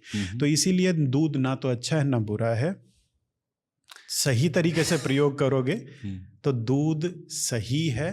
पर दूध, ये आज के समय में मैं भी देख रहा हूँ बहुत सारे लोगों में कि जैसे जैसे 18-20 साल तक की एज थी तब तक तो दूध दिक्कत नहीं दे रहा था, पर 18-20 के बाद, 22 के बाद वो धीरे धीरे प्रॉब्लम करना स्टार्ट कर देता। और इंडिया में ये लोकेशन के ऊपर भी काफ़ी डिपेंड करता है। इंडिया में ऑलमोस्ट 70% लोग जिनकी उम्र 24 साल से ज़्यादा है, उनको थोड़ी या अधिक लैक्टोज के प्रयोग से दिक्कत होती है।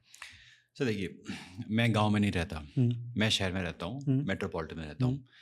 मेरे पास जगह नहीं है कि मैं गाय को पाल सकूँ और उससे दूध ले सकूँ। मेरे पास ऑप्शन यही है कि मैं जाऊँगा ऐप पे, वो बंदा सुबह 7 बजे मेरे घर के बाहर पाउच छोड़ जाएगा या टेट्रा पैक छोड़ जाएगा, उसको मैं गर्म करूँगा या पी जाऊँगा। उसके बाद एक गैस होगी, ब्लोटिंग होगी। तो ये चल रहा है हर इंसान की लाइफ में। इसका मैं एक छोटा सा आपको, है ना, सॉल्यूशन बता सकता हूँ। अब उस चीज़ को तो मैं चेंज नहीं कर सकता कि वो सोर्स कहाँ से आ रहा है, क्या आ रहा है, कितना रिलायबल है, कितना तो नहीं है। करें या ना करें, आप कीजिए, पर एक जिस तरीके से लोगों का रहता है ना कि एक्सट्रीम में बस दूध ही दूध पिए जा रहे हैं या बहुत ज़्यादा मात्रा में दूध का प्रयोग करें, उस तरीके से ना करें। और उसके अंदर थोड़ा सा सौंठ, त्रिकटु पाउडर, आपको पता है त्रिकटु क्या होता है? सौंठ, काली मिर्च और पीपली लॉन्ग पेपर जिसको कहते हैं, इन तीनों को बराबर मात्रा में लेके इनका पाउडर बना के रख लीजिए।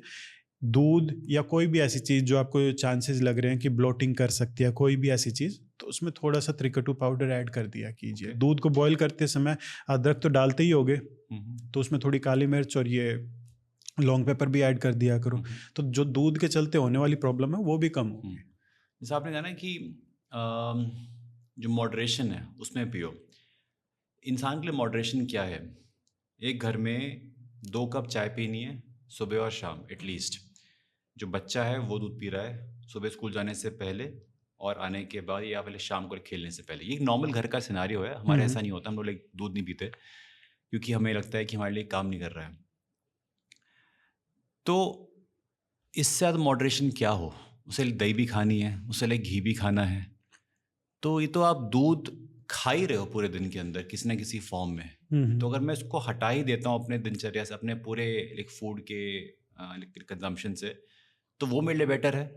नहीं, पूरा एक सोर्स ही मुझे पता नहीं पूरे आ कहाँ से रहा है। पूरे तरीके से नहीं हटाना चाहिए। अब आप बताइए, आप मान लीजिए यहाँ से यहाँ तक चल के आ रहे हैं, ठीक है, कहाँ पर रुकेंगे? सामने तक। पता लग गया ना आपको? हाँ जी। इसी तरह अगर आपको दिक्कत दे रही है चीज़ें, तो थोड़ा आपकी बॉडी भी बताती होगी ना आपको कि भाई ब्लोटिंग हो रही है, एसिडिटी हो रही है, या फिर आपको कॉन्स्टिपेशन का या लूज मोशन का इशू हो रहा है। तो वो चीज़ें आपको जब अनुभव होना स्टार्ट हो जाए, तो अपने दिमाग को ये बांध के मत रखो कि भाई मेरे बाप दादा ने ये किया था तो मैं भी ये करूँगा ही करूँगा। समय के हिसाब से थोड़ा सा बदलो। और रही बात कि क्या दूध से बनी सारी चीज़ें बिल्कुल बंद कर देनी चाहिए, तो जवाब है नहीं। घी आप खाइए, घी में कोई दिक्कत नहीं है, घी अच्छा है, ठीक है। और पनीर, आजकल बहुत डिबेट है कि जो पनीर आ रहा है वो कच्चा है या सॉरी वो असली है, नकली है। असली नकली का तो अब मैं कुछ नहीं कह पाऊंगा, पर पनीर को लेके मेरे बहुत अच्छे विचार नहीं है। हाँ, ऐसा क्यों? एक प्रकार से ये भी आप दूध के साथ साफ साफ मना ही किया गया है, खट्टी चीजें नहीं प्रयोग करनी है। तो पनीर बनता किस तरह है आप खुद देखें, एक प्रकार का विरुद्ध आहार ही है। पनीर नहीं खाना चाहिए। पनीर आपको बहुत ज़्यादा, आपका डाइजेशन ठीक है, बहुत ज़्यादा इच्छा हो रही है, कभी कभार ले लो, पर ये रोजाना 100 ग्राम 200 ग्राम पनीर वो अच्छी चीज़ नहीं है। आपको लेनी है छाछ लीजिए, दही मत लो। दही आपको लेना है वही हफ्ते 10 दिन में एक बार। अगर दही लेना ही है तो उसके अंदर थोड़ा सा शहद हो गया, मिश्री हो गया, सेंधा नमक हो गया, मूंग की दाल होगी, या फिर ये त्रिकटु पाउडर मैंने जो बताया, ये इस तरह की चीज़ें डाल के लो। और वो भी रेगुलर नहीं। दही के बारे में खास तौर पे कहा गया है कि इसका नित्य अभ्यास नहीं करना चाहिए। यहाँ पे लोग कहते हैं कि प्रोबायोटिक है तो रोज दही खाओ। छाछ में मिल जाएगा यार सारी चीज़ें, जरूरी थोड़ी है एक ही चीज़ में मिलती हो। कांजी बना के पी लिया करो। अब कांजी का भी मैं देख रहा था, एक इतना बड़ा बॉल देख रहा था।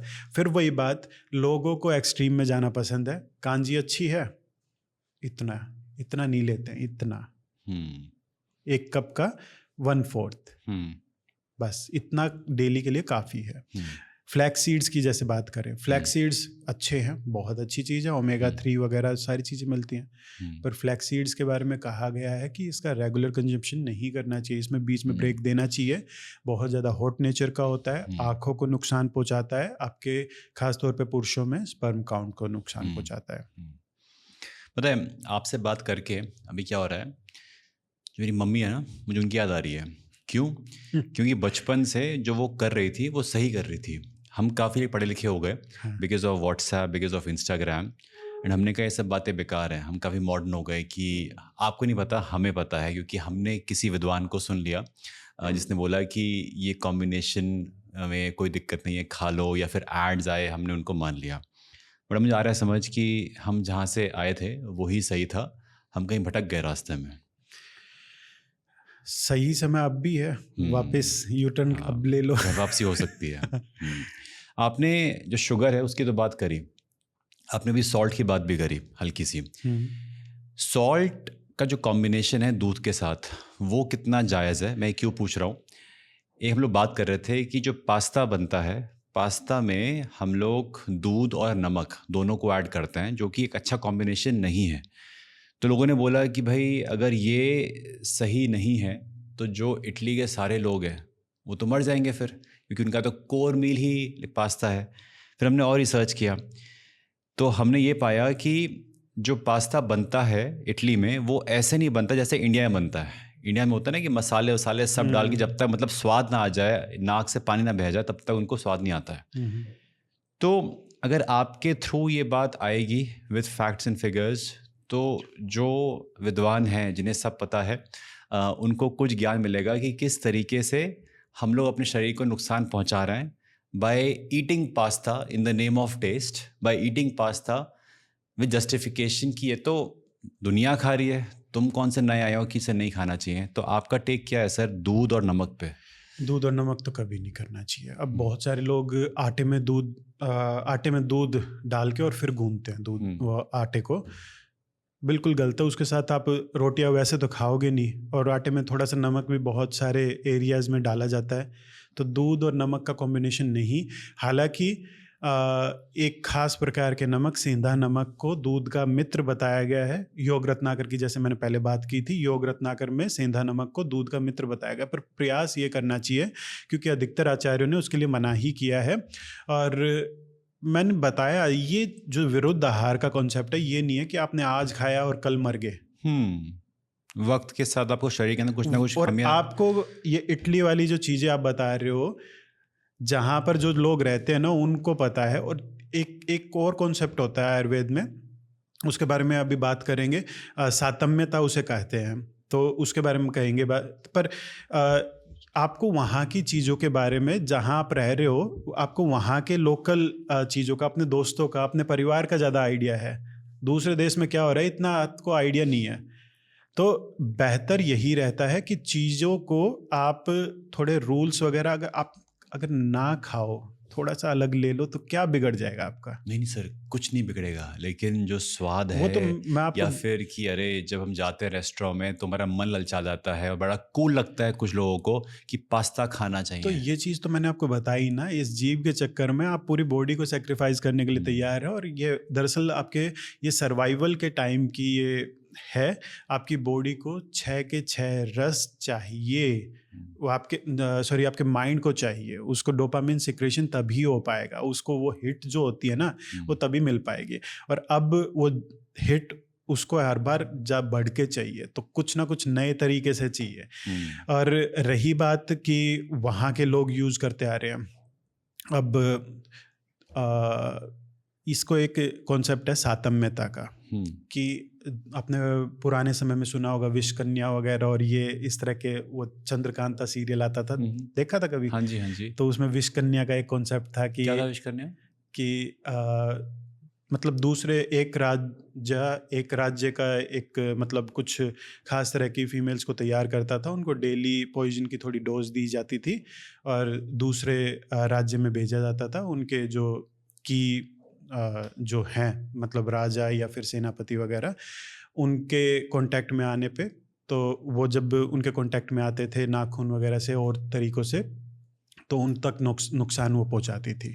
तो ये सातम्यता इसे ही कहते हैं। धीरे धीरे अगर आप एक चीज को, अगर वो बुरी भी है, आप उसको रेगुलर, अब जैसे तो धीरे धीरे आपकी बॉडी यूज टू हो जाती है और उसको बाईपास करने की उसको समझ में आ जाती है। हालांकि ये था कॉन्सेप्ट, पर धीरे धीरे अब कॉन्सेप्ट चेंज हो रहा है। अब जितना बर्गर पिज्ज़ा वगैरह हम लोगों को नुकसान पहुंचा रहा है, उतना यूएस वालों को नहीं पहुंचा रहा है। वो कब से खाते आ रहे हैं, धीरे धीरे उनकी बॉडी यूज टू होती जा रही है। इसको सातम्यता कहते हैं। पर इसका ये मतलब नहीं है कि वो बुरी कंडीशन से यूज टू हो गए हैं तो हम भी बुरी कंडीशन में आके यूज टू हो जाए। उनका भी हाल बहुत बुरा है। हाँ, तो अगर आप देखो जो ओबेसिटी है कितनी फैली हुई है। हाँ, तो उसका दुष्प्रभाव है ना। आपको वैसी कंडीशन में आके यूज टू होना है तो होते रहिए। पर मैं तो यही सलाह दूंगा कि ना खाएं, बेटर रहेगा। आपको क्या पसंद है? जाहिर सी बात है कि ना कोई भी नहीं चाहेगा कि आप अपने रोज़मर्रा के काम अच्छे से ना कर पाओ। तो अपना थोड़ा सा अगर आप चीज़ों को कंट्रोल रखोगे, असल में आप अपने खाने पीने को, मैं कुछ बेसिक सी चीज़ें आपको बताता हूँ। पहले खाई हुआ खाना, जब तक आपको ये फीलिंग ना आ जाए कि दोबारा से भूख लग गई है, आप खाना मत खाओ। ओवर ईट मत करो और इंतज़ार करो जब अच्छे से भूख लग जाए तब खाना खाओ। अगर एक स्पेसिफिक टाइम है, वो बीत गया मान लीजिए, तो उस समय उसको स्किप ही कर दो, बेटर रहेगा। ओवर ईट ना करो, भूख लगे तो खाना खाओ, रात के खाने और सुबह के खाने के बीच में 12, 14, 15 घंटे का गैप कर दो, इतना पर्याप्त है।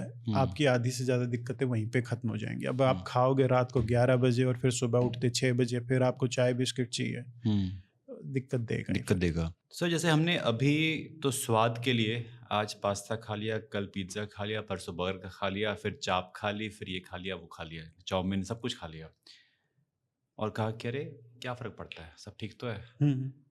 वक्त के साथ क्या क्या हमें देखने को मिलेगा अपने शरीर के अंदर, क्या क्या दिक्कतें हमें आ सकती हैं? मैंने थोड़ी देर पहले भी आपको बताया था कि धीरे धीरे आपकी बॉडी अगर चीज़ों को अच्छे से डाइजेस्ट नहीं कर पाती है तो टॉक्सिन्स जो बॉडी में है वो बिल्डअप करना स्टार्ट कर देती है, और वो टॉक्सिन्स जहाँ पर भी जाके अक्यूमुलेट होते हैं, अगर वो आपके डाइजेस्टिव सिस्टम में जाके ही मतलब वहीं पर प्रॉब्लम करना उन्होंने स्टार्ट कर दिया तो आपको IBS IBD जैसी समस्याएं, आपके जॉइंट्स में जाके तो आर्थराइटिस जैसी समस्याएं, आपके स्किन में आके तो सोराइसिस या एक्जिमा वगैरह इस तरह की समस्याएं। तो जहाँ पर जाके वो प्रॉब्लम मतलब वो अपना कोई भी बुरा व्यक्ति है जहाँ पर जाके बैठेगा वहाँ अपने दुष्प्रभाव दिखाएगा। तो उस बुरे व्यक्ति को मौका ही क्यों दो आप अपने घर में आने का, अपनी बॉडी में इकट्ठा होने का क्यों दे रहे हो? राइट, कभी ना कभी तो दिक्कत होगी करेगा ही कि अगर आपने देश में जो घुसपैठी हैं अगर आ गए हैं तो अटैक तो कभी ना कभी होगा ही होगा। बिल्कुल, तो बचा के रखो, आप मौका ही मत दो उनको, मौका ही मत दो। अच्छा, एक और समस्या है कि वेट लॉस करना है, बहुत लोगों की समस्या है, एंड अगर आपने इसका आंसर दे दिया तो बहुत सारी महिलाएं खास तौर पर खुश होने वाली हैं कि डॉक्टर साहब ने हमें आंसर दे दिया कि वेट लॉस कैसे किया जाए आयुर्वेदा के थ्रू। मैं 1 मिनट में बताता हूँ। वेट लॉस के लिए 4 चीज़ें बोलूँगा, ये चारों अगर फॉलो कर ली तो वजन बड़ी आसानी से आप कम कर सकते हो। जैसे सबसे पहला, मीठा बंद कर दो, क्योंकि आप ऑब्वियस सी बात है कि मीठा बहुत ज़्यादा खाते आ रहे थे, उसकी वजह से ही आपका सबसे पहला मीठा बंद कर दो। जो उसके पीछे रूट कोज है आपके ओबेसिटी के पीछे, उसको पता लगा के उसको दूर करने का प्रयास करो। दूसरा, गेहूं बंद कर दो, चावल बंद कर दो, जौ का प्रयोग करो, चने का प्रयोग करो, सबसे ज़्यादा ज़रूरी है। तीसरा, रात के खाने और सुबह के खाने के बीच में कम से कम आप 12 घंटे का तो गैप रखो, पर प्रयास करो कि आपको ये 16 से 18 घंटे तक लेकर जाना है। और चौथा, दिन में 1 बार आप खाना खाओ, जो अनाज जिसको कहते हैं। दिन में 1 बार आप फ्रूट से पेट भर लो और 1 बार सब्जियां बॉईल करके खा लिया करो। तो सर बीमारियां बहुत सारी हैं, जितनी बताऊं उतनी कम है। शुरुआत करते हैं टाइप 2 डायबिटीज़ से। तो टाइप 2 डायबिटीज़ को ठीक करने में आयुर्वेद क्या क्या कर सकता है? देखिए, 2 चीज़ें होती हैं डायबिटीज़ को, एक पूरे तरीके से रिवर्स करना और एक उसको मैनेज करना। आपको दोनों ही अप्रोच साथ में लेके चलनी पड़ेगी।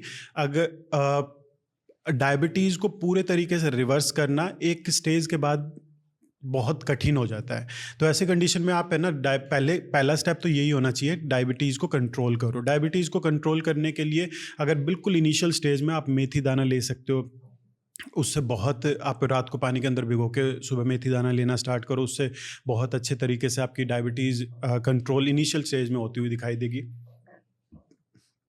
इसके अलावा आपको डायबिटीज़ का एक बहुत बढ़िया आसान तरीका बता रहा हूँ, मुश्किल से महीने भर का 50 या 100 रुपये का खर्चा भी नहीं आएगा।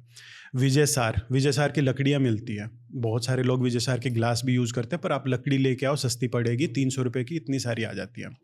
एक लकड़ी, एक बोतल ली, उसके अंदर आपने, जैसे एक ग्लास है, इसके अंदर आपने एक पूरी बड़ी बोतल ली और उसके अंदर आपने डाल के रख दी।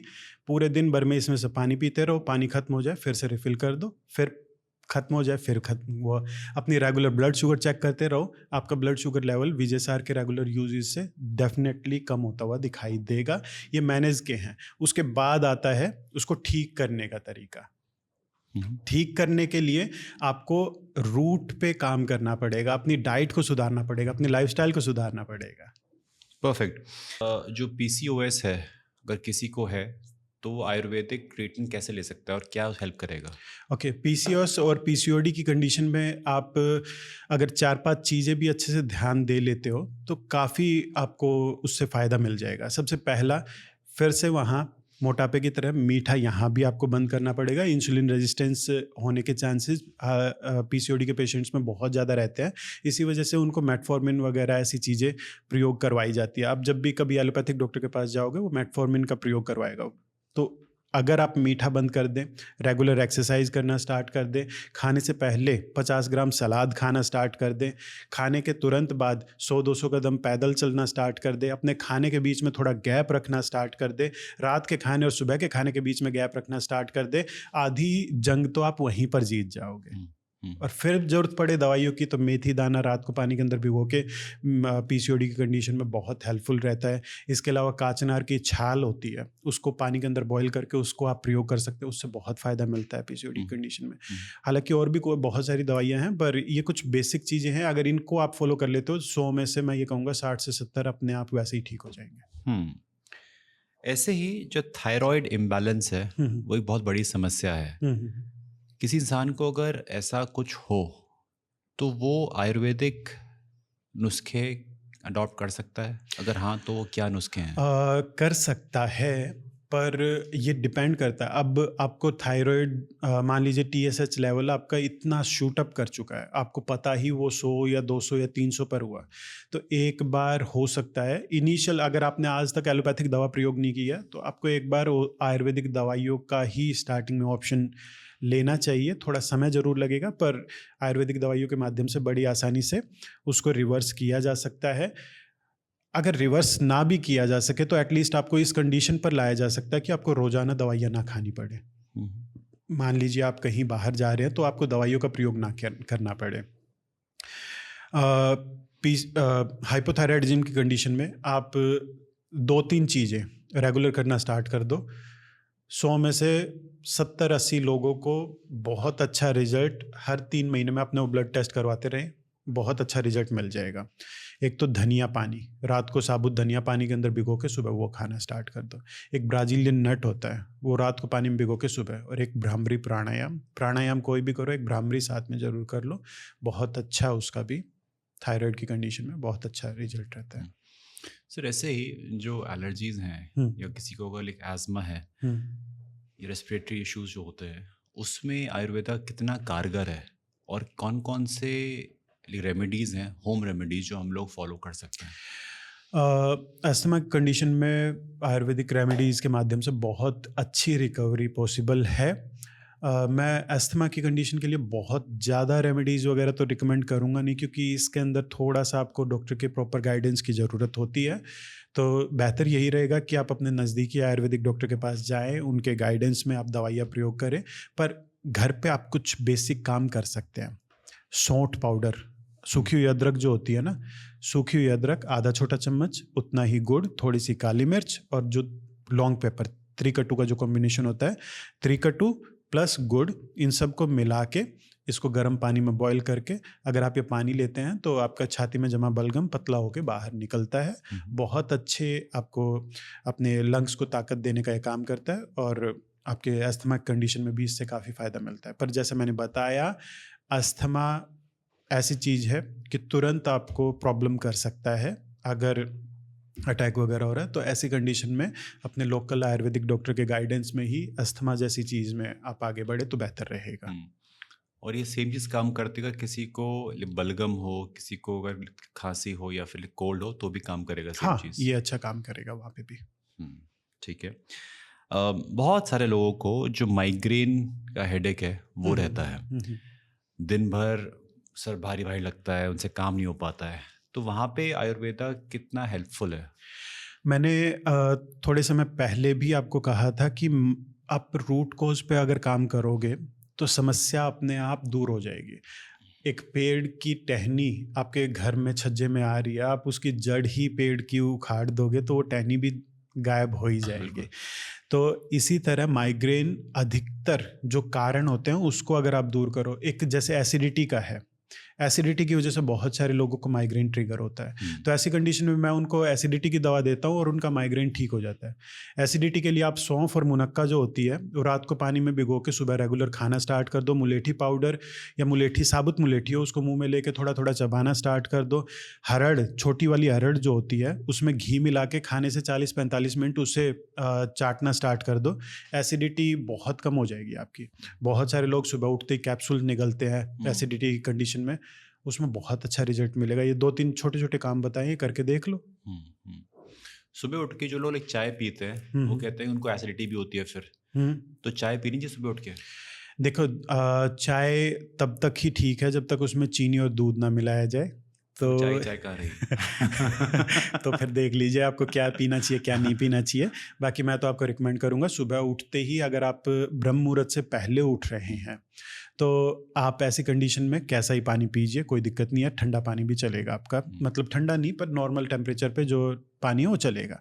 पर अगर आप ब्रह्म मुहूर्त के बाद उठ रहे हैं तो आपको गर्म पानी ही प्रयोग करना चाहिए। उस समय आपको ठंडा नहीं प्रयोग करना चाहिए। जठराग्नि को, हाँ जी, जब बेसिकली जैसे आप भी सुबह उठते हो, सुबह उठते ही आपको बहुत ज़्यादा इंटेंसिव वर्कआउट आपको ये कह दिया जाए वो बिस्तर से उठे और बस करो, कर पाओगे? नहीं कर पाओगे। थोड़ा वार्म अप वगैरह। तो उसी तरह आपके डाइजेस्टिव सिस्टम भी, सुबह उठते ही आप उसके अंदर ठूसना स्टार्ट कर देते हो उल्टी सीधी चीज़, तो फिर कहाँ से वो। तो इसी तरह सुबह सुबह का जो नाश्ता है ना, वो हल्का गरम ताज़ा बना हुआ होना चाहिए।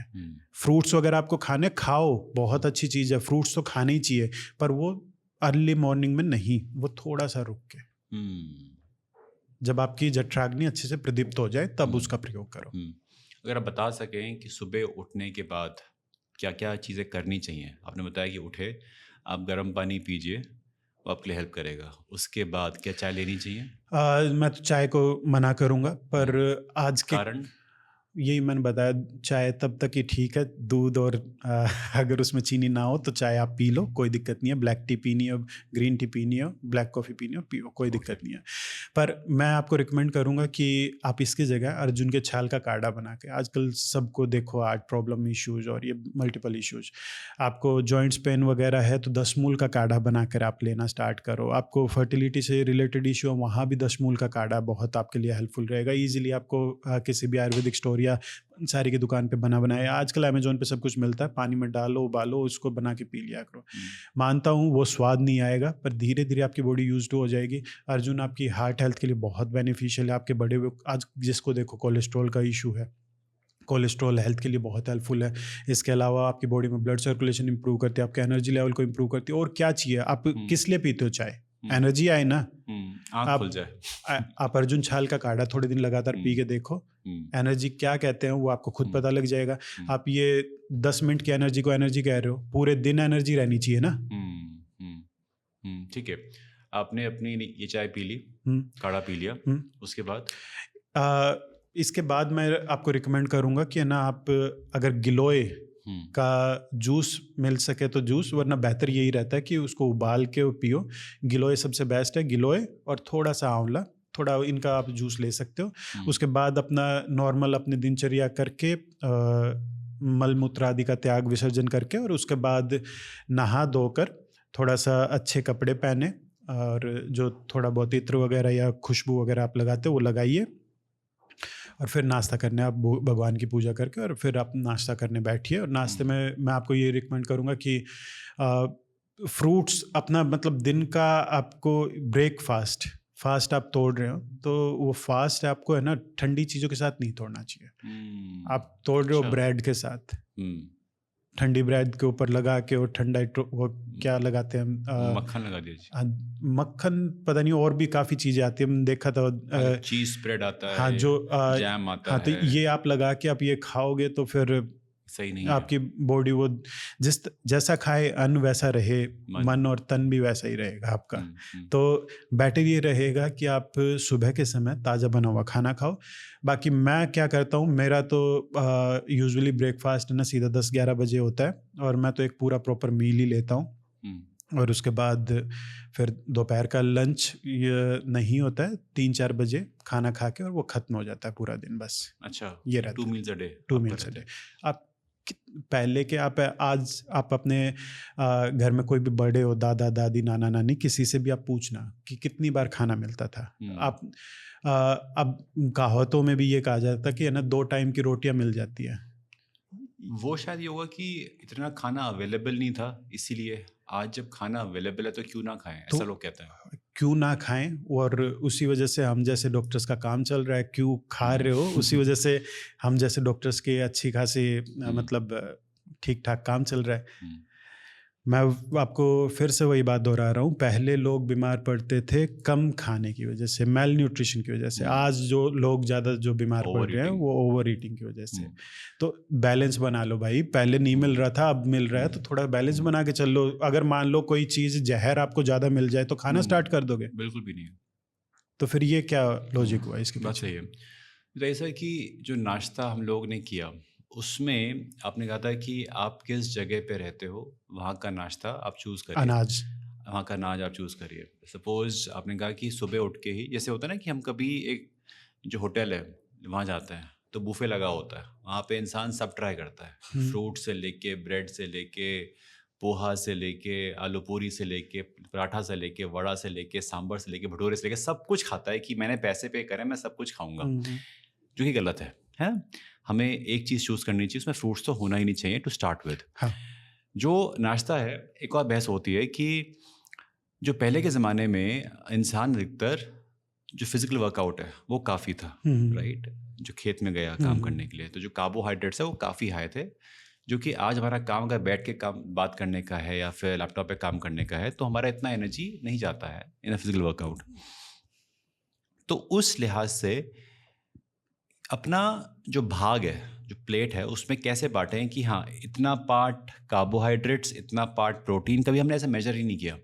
और आजकल रिपोर्ट्स आते हैं कि हमारे इंडिया में जो लोग हैं, उनके पास प्रोटीन डेफिशिएंसी हो रही है, क्योंकि उनको जो खाना है इट्स कार्बोहाइड्रेट रिच। तो नाश्ते में अगर बात करें नॉर्थ इंडियन की, तो वो क्या-क्या खा सकता है? मैं तो रोटी सब्जी ही कहूँगा। आप रोटी सब्जी बना के सुबह खाओ। मेरा अभी फ़िलहाल के समय में जो कि रोटियाँ रहती हैं और अपनी सब्जी रहती है। बाकी बहुत सारे लोग पोहा, उपमा वगैरह ले सकते हैं। ले लो थोड़ी बहुत मात्रा में, कोई दिक्कत नहीं है।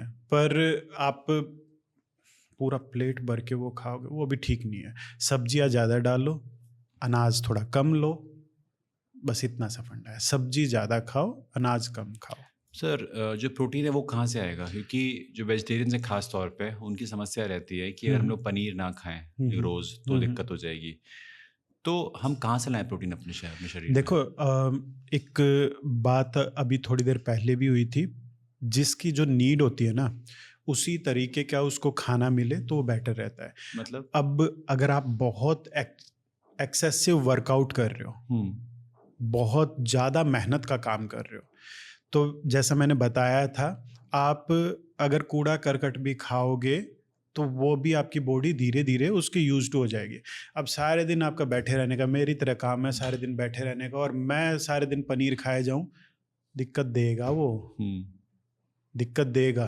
तो आपका जो रहन सहन है उसके इर्द गिर्द आप अपने खाने पीने को रखो, ज़्यादा बेहतर रहेगा। आपको अगर मान लीजिए आप सारे दिन बैठे रहने का काम है, तो दालें, छोले, राजमा वगैरह ये पर्याप्त है आपके लिए। पर अगर आप बहुत एक्सेसिव वर्कआउट वगैरह कर रहे हो, तो कोशिश करो कि जितना क्लीन आप ये प्रोटीन के सोर्स आप ले सकते हो उतना क्लीन। अब जानवर आपको खाने ही हैं, तो जितना हो सके उनके ऊपर जितना अत्याचार ना हो उतना बेहतर है, ताकि आपको वो आपका प्रोटीन भी मिल जाए और सारी चीज़। पर आप सारे दिन बैठे रहते हो और फिर ये कहो शिकायत, प्रोटीन कहाँ से मिलेगा? आपको इतनी प्रोटीन की फिर रिक्वायरमेंट है नहीं, आपकी बॉडी को जितनी है उतनी आप ढंग से खाने से पूरे कर सकते हो। आपने कहा था कि 2 वक्त की रोटी, तो मैंने नाश्ता कर लिया, फिर मैंने लंच कर लिया 2 बजे। अगर मैं शाम को सोने से पहले, मतलब या बोलूँ कि अंधेरा होने से पहले, कुछ लोग कहते हैं, जैसे लाइक जैनिज़्म में कहते हैं कि शाम को अंधेरा होने से पहले खाना खाना चाहिए, जो कि अच्छी हैबिट है, बाय 6 और 7 ओ क्लॉक, तो भी अलाउड है, कोई दिक्कत नहीं है? हाँ, अंधेरा होने से पहले खाओ, सीधा सिंपल सा है। और बहुत सारे लोग ये कहते हैं कि ना मुझसे मतलब भूख लग जाती है, अब 11 बजे खा रहे हो, ज़रूरी थोड़ी है कल से 5 बजे कर दो, पहले उसको 10 बजे करो, 9 बजे करो, 8 बजे करो, आपकी बॉडी धीरे धीरे यूज टू हो जाएगी, आपको कुछ भूख नहीं लगेगी। और हमेशा कोशिश ये करनी चाहिए भूखे पेट बिस्तर पर जाओ, भूख लगी होनी चाहिए बिस्तर पर जाने तक, आपको धीरे धीरे आदत लग जाएगी आपकी। आप शनिवार रविवार की छुट्टी क्यों लेते हो? अपने माइंड को रिफ्रेश करने के लिए, आपकी बॉडी को थोड़ा रिलैक्स देने के लिए। अपने पेट को देते हो टाइम? खाए जाओ खाए अपनी जाओ। बॉडी को देते हो टाइम? इनफैक्ट दे दिया करो। जो वीकेंड पे तो और खाते हैं। हाँ तो दिया करो ना, टाइम दिया करो। तो फास्टिंग का कितना रोल है? फास्टिंग का बहुत रोल है। हफ्ते में एक बार करना चाहिए फास्ट? अगर आप इतने सक्षम हैं तो मैं तो बिल्कुल रिकमेंड करूंगा सप्ताह में एक बार करना ही बिल्कुल चाहिए। करना चाहिए। और उस फास्ट में तो लोग दबा के खाते हैं। नहीं, फास्ट का मतलब केवल आप Fast, पानी बस, सिर्फ और कुछ पानी। हाँ, और बहुत ज़्यादा करना हो तो कुछ लोगों का जब वेट स्ट्रक हो जाता है तब उनको हम ये करवाते हैं कि ये हालांकि गाइडेंस में करना चाहिए, मैं आपको पहले बता दूं कि पहले ड्राई फास्ट करवाते हैं 8-9 घंटे 10 घंटे जितना देर उनसे बिना पानी के रहा जाता है, फिर उसके बाद पानी से, फिर उसके बाद थोड़ा सा नमक उसके अंदर ऐड करके, फिर हल्के फुल्के फ्रूट्स के ऊपर डाला जाता है, फिर खाने के ऊपर डाला जाता है। इस तरीके से 36 से 48 घंटे तक उनकी जो फास्टिंग की स्टेट चलती है। तो ऐसे लोग जिनका वेट स्ट्रक हो जाता है तो उनके लिए ये बहुत अच्छा मेथड है, तो हेल्प करता है। हाँ, वेट कम पर ये गाइडेंस में करना चाहिए क्योंकि ख़ास तौर पे फीमेल्स वेट बढ़ने की शिकायत के साथ आती है, और उनके साथ दिक्कत ये है कि ना थोड़ा सा भी अगर मान लो इस तरह के काम करते हैं तुरंत चक्कर आ रहा है मुझे, और ये दिक्कत वो हो रही है, तो इस तरह की प्रॉब्लम रहती है। तो इस तरह के गाइडेंस में ही आप ये करें तो बेटर रहेगा। और कोई चीज़ जो दिन में नहीं खानी चाहिए, जैसे आपने बताया, फिर जिसकी एक सही टाइमिंग होनी चाहिए। आपने बताया ना कि जो फ्रूट्स है वो सुबह अवॉइड करना चाहिए, ऐसी कोई चीज़ जो कि अवॉइड करनी चाहिए इन द एंटायर डे? सुबह की बात कर लेते हैं, सुबह क्या क्या चीज़ें अवॉइड करनी चाहिए। फ्रूट्स की तो बात होएगी, इसके अलावा एक बहुत गलत काम जो लोग अधिकतर करते हैं, नारियल पानी सुबह नहीं पीना चाहिए। नहीं पीना चाहिए? हाँ जी, लोग कहते हैं कि बड़ा अच्छा है वो। मैं वही बात कह रहा हूँ, नारियल पानी जो बड़ा अच्छे वाली बात है, ये तो आप पूछो ही मत मुझसे कि उसके ये जो बड़े अच्छे के सारे ही हम चल रहे हैं। ठीक है, नारियल पानी सुबह नहीं पीना चाहिए। सबसे बेस्ट टाइम है नारियल पानी पीने का रात को सोते समय। इसको रात को सोते समय? हाँ जी, इसको वाजिकारक बताया गया है। मतलब अगर वाजिकारक मतलब आप इसको मतलब आपकी फर्टिलिटी पावर को इम्प्रूव करने वाला, जो जोड़े कंसीव करने का प्रयास कर रहे हैं उनको मैं रेकमेंड करता हूँ रात को सोते समय आप ये नारियल पानी पिया करो दोनों। कंसीव होने के चांसेस बढ़ जाते हैं। तो इस तरीके से अब दही है, वैसे तो दही रेगुलर यूज़ नहीं करना चाहिए, पर कभी भी यूज़ करें, रात को कभी नहीं। मेरी दादी, जब मैं छोटा था तब मेरी दादी है ना कभी रात को दही कटोरी में देख लेते, डांटा करते कि मत खाओ, अभी इस टाइम नहीं खाते, रात को दही नहीं खाते। तो वो अब जाके हमें समझ में आया कि दही रात को कभी भी नहीं खाना चाहिए। क्या होता है उससे? दही वैसे ही अभिसंधि माना गया। अभिसंधि मतलब चैनल्स को, सोर्सेज को ब्लॉक करने वाला माना गया है। और रात के समय वैसे ही कफ दोष का प्रकोप अपने चरम पर रहता है, और ऐसी कंडीशन में आप और ज़्यादा सोर्सेज को ब्लॉक करने वाली चीज़ें आप खाओगे तो वो प्रॉब्लम तो करेगा ही आपको। तो बेटर ये रहेगा कि दही वगैरह या खट्टी चीज़ें, खट्टी कह रहा हूँ, छाछ वगैरह का प्रयोग आप दोपहर में करो तो वो बेहतर है। वो रात के समय आपको नहीं करना चाहिए। और रात को तो है ना, अंधेरा होने के बाद बेटर यही रहता है कि ना खाओ, बेहतर है। आप आज भी गांव में जाओगे जिनके खेती वगैरह आज भी होती है, पूरे तरीके से उसके ऊपर डिपेंड है, वहाँ भी आप देखोगे केवल 2 ही समय खाना यूजुअली खाया जाता है। एक बार रात को खाने से मतलब अंधेरा होने से पहले वो खा लेते हैं, या फिर अंधेरा होते समय खा लेते हैं, और एक बार सुबह 10-11 बजे खाते हैं। ये जो 3 टाइम मील 4 टाइम मील, ये एक तो होटल वगैरह अच्छे से चलते रहे उसका नतीजा है, और एक डॉक्टरों की दुकानदारी अच्छे से चलती रहे उसका नतीजा है। तो सही तो क्लियर हो गया कि नाश्ते में ना ही फ्रूट्स ना ही नारियल पानी। हाँ। और कौन सी चीज़ कब नहीं खानी चाहिए? कब नहीं खानी चाहिए? हाँ जी।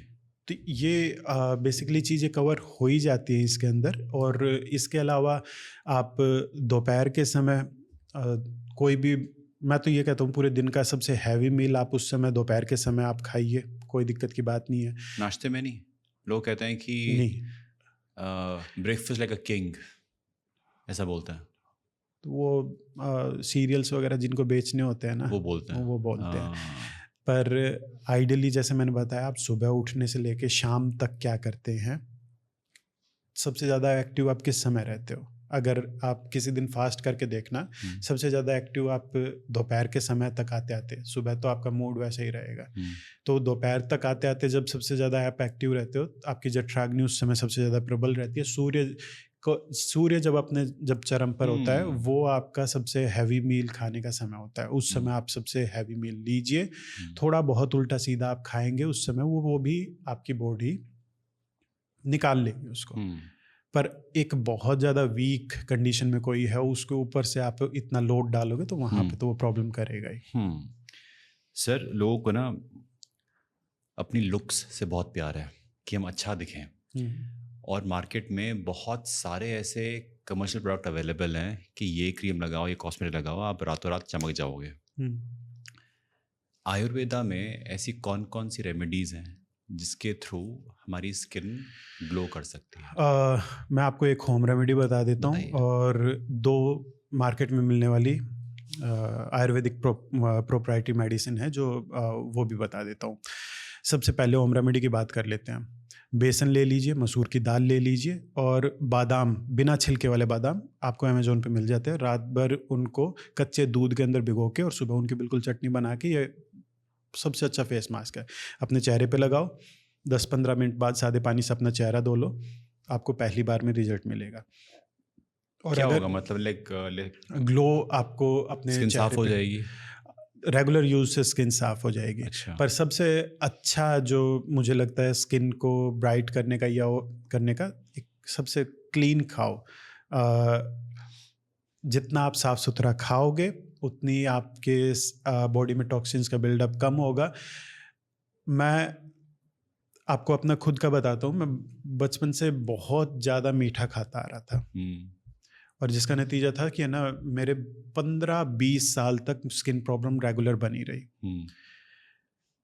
जब धीरे धीरे रियलाइज हुआ कि मैं बहुत ज़्यादा मीठा खा रहा हूँ, वज़न उसकी वजह से बढ़ता जा रहा था, इसी वजह से आज भी मेरा ज़्यादा है, पर वज़न उसकी वजह से बढ़ता जा रहा था, बहुत ज़्यादा मीठा खा रहा था। धीरे धीरे ये चीज़ें रियलाइज़ हुई, और आज से 2 या 4 साल पहले आप मुझसे मिलते तो मेरी जो स्किन हेल्थ है और आज की जो है उसमें ज़मीन आसमान का। जबकि ना मैं उस समय भी कुछ लगा रहा था अपनी स्किन पे, ना आज कुछ ऐसा कुछ लगा रहा हूँ। पर आपके खाने का बहुत बड़ा रोल रहता है। इसके अलावा आप कुमकुमादी तेल आता है, कुमकुमादी तैलम नाम से, आप उसको रात के समय सोते समय अप्लाई कर सकते हैं, या फिर सद्दोतकृत, जिसे आप बड़ी आसानी से लगा सकते हैं। हाँ, तेल को किसी भी प्रकार की स्किन कंडीशन में। हालांकि कुमकुमादी तेल के बारे में तो ये कहा गया कि वो खास तौर पे स्किन कॉम्प्लेक्शन को इम्प्रूव करने के लिए है, पर सतदोतकृत जो है वो किसी भी प्रकार की स्किन प्रॉब्लम में बहुत इफेक्टिव रहता है। बेसिकली उसके अंदर घी को लिया जाता है ठंडे पानी के साथ, उसे कांसे की या तांबे की थाली के और तांबे के लोटे के अंदर उसको बार बार ठंडे पानी से धोया जाता है, 100 बार धोया जाता है, तो इसीलिए उसका नाम है सतधोत, 100 बार धोया हुआ घी। लोग कहते हैं कि जो आपका स्किन कलर है उसको हम चेंज नहीं कर सकते, जो मेलानिन है आपका वो बाय डिफ़ॉल्ट है। तो जो भी सारे ये आते हैं एड्स एंड ऑल, की एक आया था फेयर एंड लवली, उस पर काफ़ी इशू उठा कि उन्होंने लोगों को गुमराह किया, तब जाके उसका नाम हुआ चेंज ग्लो एंड लवली। तो जो ये मेडिसिन आयुर्वेदिक वाली जो बता रहे हैं आप, अगर ये स्किन कॉम्प्लेक्शन को ठीक करती है, क्या बोलना सही है? स्किन कॉम्प्लेक्शन देखिए, एक ग्रे के भी बहुत सारे शेड्स होते हैं, तो जितना सुधार नेचुरल तरीके से संभव है उतना ज़रूर किया जा सकता है। ये कहना कि जो दे दिया भगवान ने बस उसको स्वीकार करके और उसको और ज़्यादा बिगाड़ते जाओ, सुधार किया जा सकता है।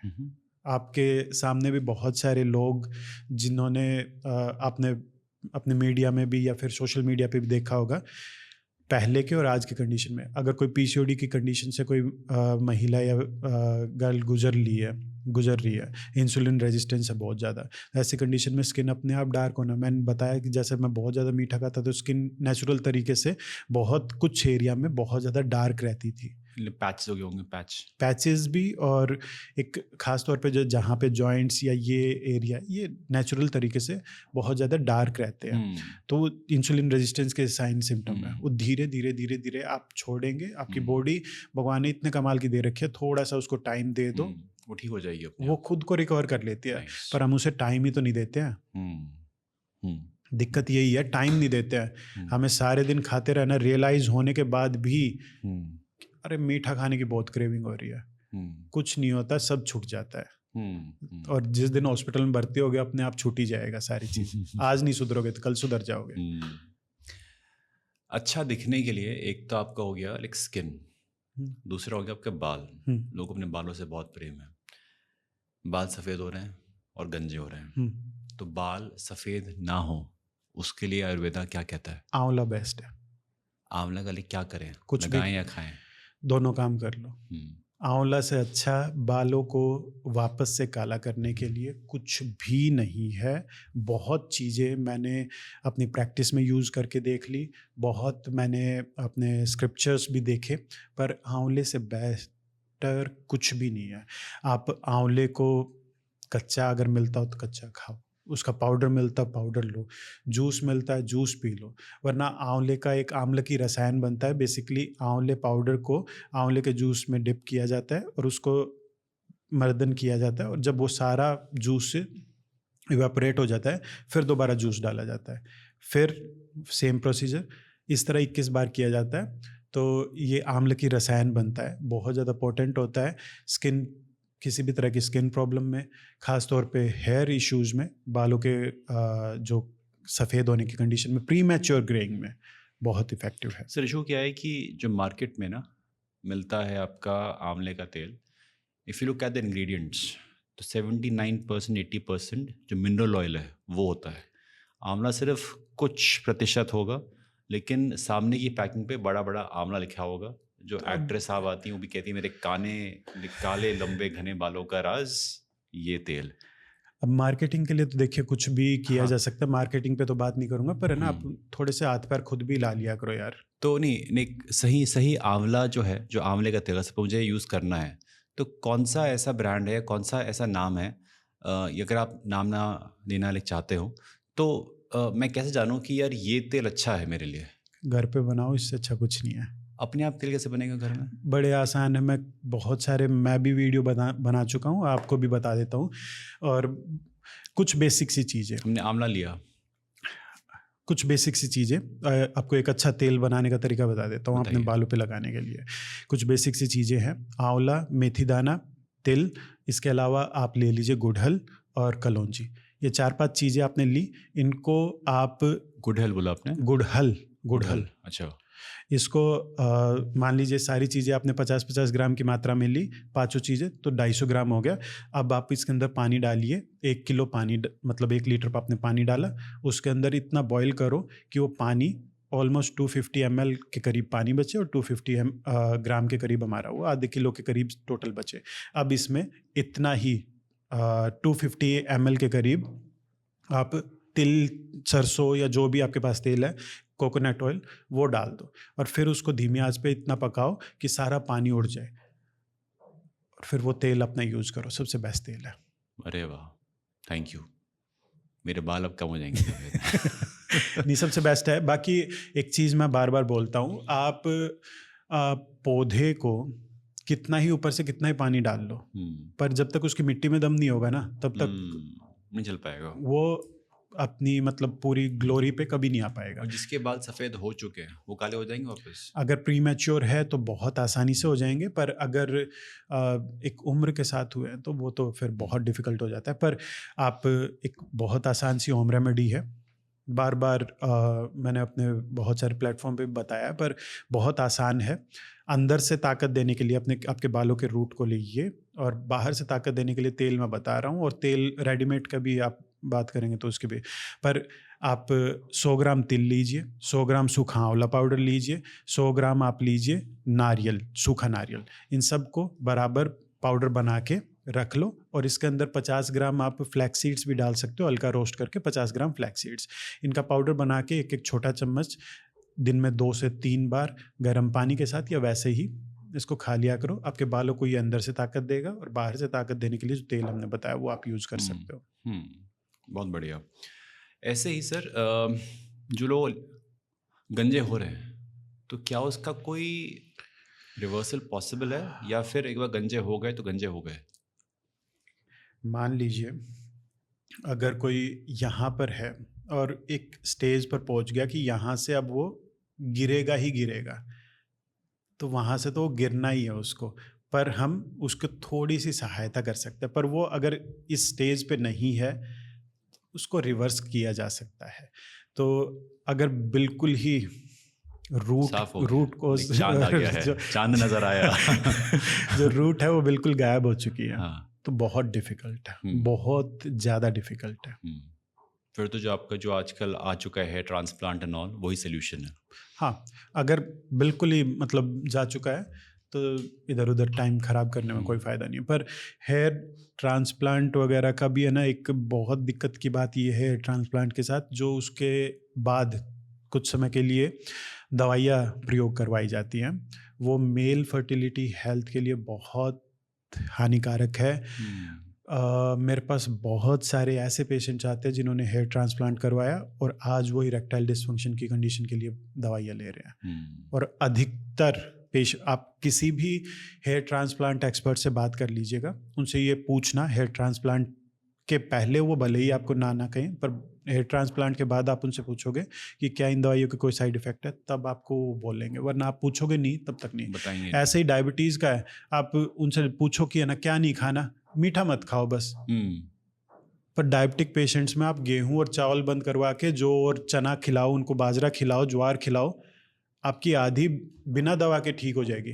मैं फिर से वही बात बोल रहा हूँ, दरवाजे को बंद करना सीखो। जरूरी नहीं है हर समय हथियार उठा के दवा ही उसका इलाज है, प्रिवेंशन करो। सो अगर यहाँ से गिरने हैं तो गिरने ही है, इसके बाद कोई जैसे बहुत सारे आप अगर इंटरनेट पे जाके ग्रेड चेक करोगे कि हेयर फॉल ग्रेड ऐसे लिखोगे तो आपको 1 to 7 या 1 to 8 ग्रेड ऐसे मिलेगा। तो 3 या 4th आप ग्रेड तक पहुँचे हो तो वहाँ तक रिवर्सल पॉसिबल है। मेरा क्या है सर, क्या ये कौन सा हुआ है उसके? ये फर्स्ट या सेकंड में ही आएगा। दवा देंगे वापस? हाँ, ये कुछ आपके जीन्स के ऊपर भी निर्भर करता है। अगर आपके पिताजी का, आपके दादाजी का, आपके नाना साइड में उनका ऐसा ही मतलब है तो वो फर्क तो रहेगा। बिल्कुल, तो परंपरा प्रतिष्ठा आगे बढ़ेगी। बिल्कुल, चीज़ों का प्रभाव रहता है, बिल्कुल रहता है। सर ऐसे ही कोविड में हम सबको रियलाइज़ हुआ कि जो इम्यूनिटी है उसकी बहुत ज़्यादा ज़रूरत है। क्या चीज़ें खाएं on a daily basis as per Ayurveda जिससे कि इम्यूनिटी बहुत स्ट्रांग रहे? क्या खाएं उससे पहले क्या ना खाएं इसकी बात कर लेते हैं, क्योंकि जैसे एक तो विरुद्ध आहार की बात की जी, और ज़रूरी नहीं है कि किसी चीज़ का सॉल्यूशन कुछ करने पर ही होगा, कई बार कुछ ना करने पर भी हो जाता है। आप थोड़ा समय भूखे रहा कीजिए, अपने शरीर को थोड़ा टाइम दिया कीजिए। ज्वर की स्थिति में आयुर्वेद में उपवास बताया गया है, भूखा रहना बताया गया, पर मैंने अपनी मम्मी को भी देखा है और भी बहुत सारी फीमेल्स को, बेटे ने कुछ नहीं खाया, हमारी बेटी ने कुछ नहीं खाया, हाँ तो ये अब ये खा ले, ये ना तो ये खा ले। जानवर वगैरह भी जब है ना बीमार होते हैं खाना पीना छोड़ देते हैं। लंघन, इसको ये भी एक चिकित्सा के प्रकार है, लंघन चिकित्सा कहा जाता है इसको। तो कई बार कुछ ना खाना, और इम्यूनिटी को बेस्ट करने के लिए गिलोय से अच्छा कुछ भी नहीं है। गिलोय सबसे बेस्ट है। गिलोय आप रेगुलर लो। मैं तो ये कहता हूँ गिलोय नेशनल ड्रिंक बना देना चाहिए, सबको लेना चाहिए। बहुत बढ़िया। आई थिंक आपको फिर से बोलना चाहिए जिससे जो भी लोग सुन रहे हैं वो इसका अमल करें, और शुड बिकम अ कल्चर कि हाँ सुबह उठ के से एक चाय बन चुका है द नॉर्मल थिंग, ऐसे ही सुबह उठ के गिलोय का जूस पीना ही चाहिए, चाहे कुछ भी हो। बिल्कुल 12 महीने ले सकते हैं कि लोहे के साथ दिक्कत कोई नहीं है। दिक्कत नहीं है। पर कुछ लोगों का जैसे नेचर बहुत ज़्यादा वो गर्मी की, जिसको आम भाषा में कहा जाता है गर्म तासीर है, तो वो थोड़ा सा गिलोय को अवॉइड करे या फिर साथ में आंवला वगैरह का प्रयोग करे। एलोवेरा भी अच्छी चीज़ है, डाइजेशन के लिए बहुत अच्छा रहता है, पर जिनको ब्लीडिंग इश्यूज़ हैं, जिनको स्टूल के साथ या कहीं से भी बहुत ज़्यादा ब्लीडिंग होती है, तो वो एलोवेरा का यूज़ ना करें। तो ऐसे कुछ चीज़ें हैं, कुछ पर्टिकुलर कंडीशन में वो चीज़ें प्रयोग नहीं करनी चाहिए, बाकी यूजुअली सभी ले सकते हैं उसको। सर बात करते हैं ऑटो इम्यून डिजीज़ की। सोरियासिस एक ऐसी डिजीज़ है जो कि बहुत ख़तरनाक है। अगर बढ़ जाती है तो आपके शरीर पे जो सारे पैचेस हो जाते हैं वो बहुत ही और लगते हैं। तो पहली चीज़ कि सोरियासिस होता क्यों है, दूसरा कि आयुर्वेद के ज़रिए हम इसे कैसे कंट्रोल कर सकते हैं, और क्या वो प्रैक्टिसेस हैं जिसको हमें फॉलो करना चाहिए डेली बेसिस पे कि ये कंट्रोल में हो जाए और ठीक हो जाए। बिल्कुल। सबसे पहले तो ये बात कर लेते हैं कि आपने कहा खतरनाक है जी। पहले मैं छोटा था ना, मेरे कभी सर में दर्द होता था ना, सर में तो नहीं पर दांत में दर्द होता था। मैं ये सोचता था कि है ना, इस दांत की बजाय इस दांत में हो जाता तो ठीक था, मतलब इसमें सहन नहीं हो रहा, इसमें तो मैं सहन कर लेता। फिर कभी इस दांत में हुआ, तब फिर मैं ये सोचता था कि है ना, इससे अच्छा तो पेट दर्द हो जाता, तो इतना परेशान। जिसको जो दिक्कत होती है ना वही बड़ी हो जाती है। बिल्कुल। तो खतरनाक सारी चीज़ें हैं। और जैसे बताया, ऑटो इम्यून कंडीशन है ये, बेसिकली सोराइसिस वगैरह ऑटो इम्यून कंडीशन है। और ऑटो इम्यून कंडीशन का जैसे मैंने बताया, जो लोग ये दावा करते हैं ना, हम तो 2 साल से 5 साल से 10 साल से ये करते आ रहे हैं, हमारे दादा नानी ये करते आ रहे हैं, गुड़ दूध के साथ लेते आ रहे हैं, आज तक कुछ नहीं हुआ, यही चीज़ें होती है। ये ऑटो इम्यून कंडीशन अधिकतर विरुद्ध आहार की ही जनन होती है। विरुद्ध आहार आप जितना लोगे, आपकी बॉडी उतना अच्छे से प्रोसेस नहीं कर पाएगी। हाँ, आपका ये डाइजेशन का कारखाना इतना अच्छा है कि बिल्कुल आप कुछ भी कर लो हजम, तो 1 बार 2 बार 4 बार वो कर लेगी, पर वो भी जवाब देगा भाई, आखिर में जाके उसको भी जवाब देना है। तो बेटर ये है कि ना, आप ऐसा खाना खाओ जो आपकी बॉडी के लिए काफ़ी कंपैटिबल रहे, आपस में एक दूसरे का विरुद्ध वो आहार की कैटेगरी में ना आता हो। जितने ज़्यादा टॉक्सिन्स बिल्डअप होंगे, वो टॉक्सिन्स जहाँ पर भी जाके अकुमुलेट होंगे, उस तरह के वो इश्यूज आएगा। अब एक बार वो इश्यूज आ गए हैं, तब यहाँ पर भी आपको थोड़ी सी रिवर्स इंजीनियरिंग करके, और पहले अपने जो कारखाना है, जो आपका, अगर मान लीजिए कुछ एक प्रोडक्ट आपके मशीन से निकल रहा है, वो प्रोडक्ट ख़राब निकल रहा है, तो आप मशीन को भी देखोगे या केवल प्रोडक्ट पे ही नाम सुधारने की और वो चीज़ें ठीक करने की कोशिश करोगे? तो मशीन को भी ठीक करो, और उधर भी जो नाम में गड़बड़ी आ रही है, एक बार अपना वो भी काम चलता रहे और ये भी। और सद्योतघृत की जो बात की, वो सद्योतघृत आप इस तरह कंडीशन में लगाइए। कैस्ट्रॉल किसकी बात? सतधोतघृत सोराइसिस या किसी भी तरह के स्किन इश्यूज में बहुत हेल्पफुल रहता है। कैस्टर ऑयल बहुत हेल्पफुल रहता है। कैस्टर ऑयल आप रेगुलर अप्लाई कीजिए, किसी भी तरह की स्किन कंडीशन हो, बहुत अच्छा रिजल्ट मिलता है। पर स्टिकी होता है, अरे वो तो चिप चिप करता है। अब सारे मज़े नहीं लिए जाते, या तो बीमारी के मज़े ले लो या फिर दवाइयों के ले लो।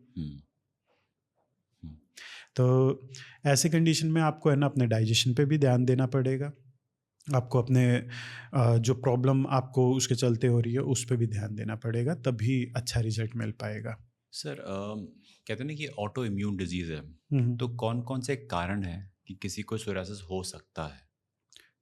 तो खाने पीने का बता ही दिया। कौन कौन से कॉम्बिनेशन जो विरुद्ध आहार की बहुत सारी, मतलब अगर मैं मोटा मोटा आप समझ लो, एक तो है ना, दूध के साथ चीज़ें आपस में मिक्स मत करो। दूध के साथ गिनी चुनी चीज़ें आप ले सकते हो, आप दूध के साथ गड़बड़ी मत किया करो, ठीक है? सबसे मेन ये है।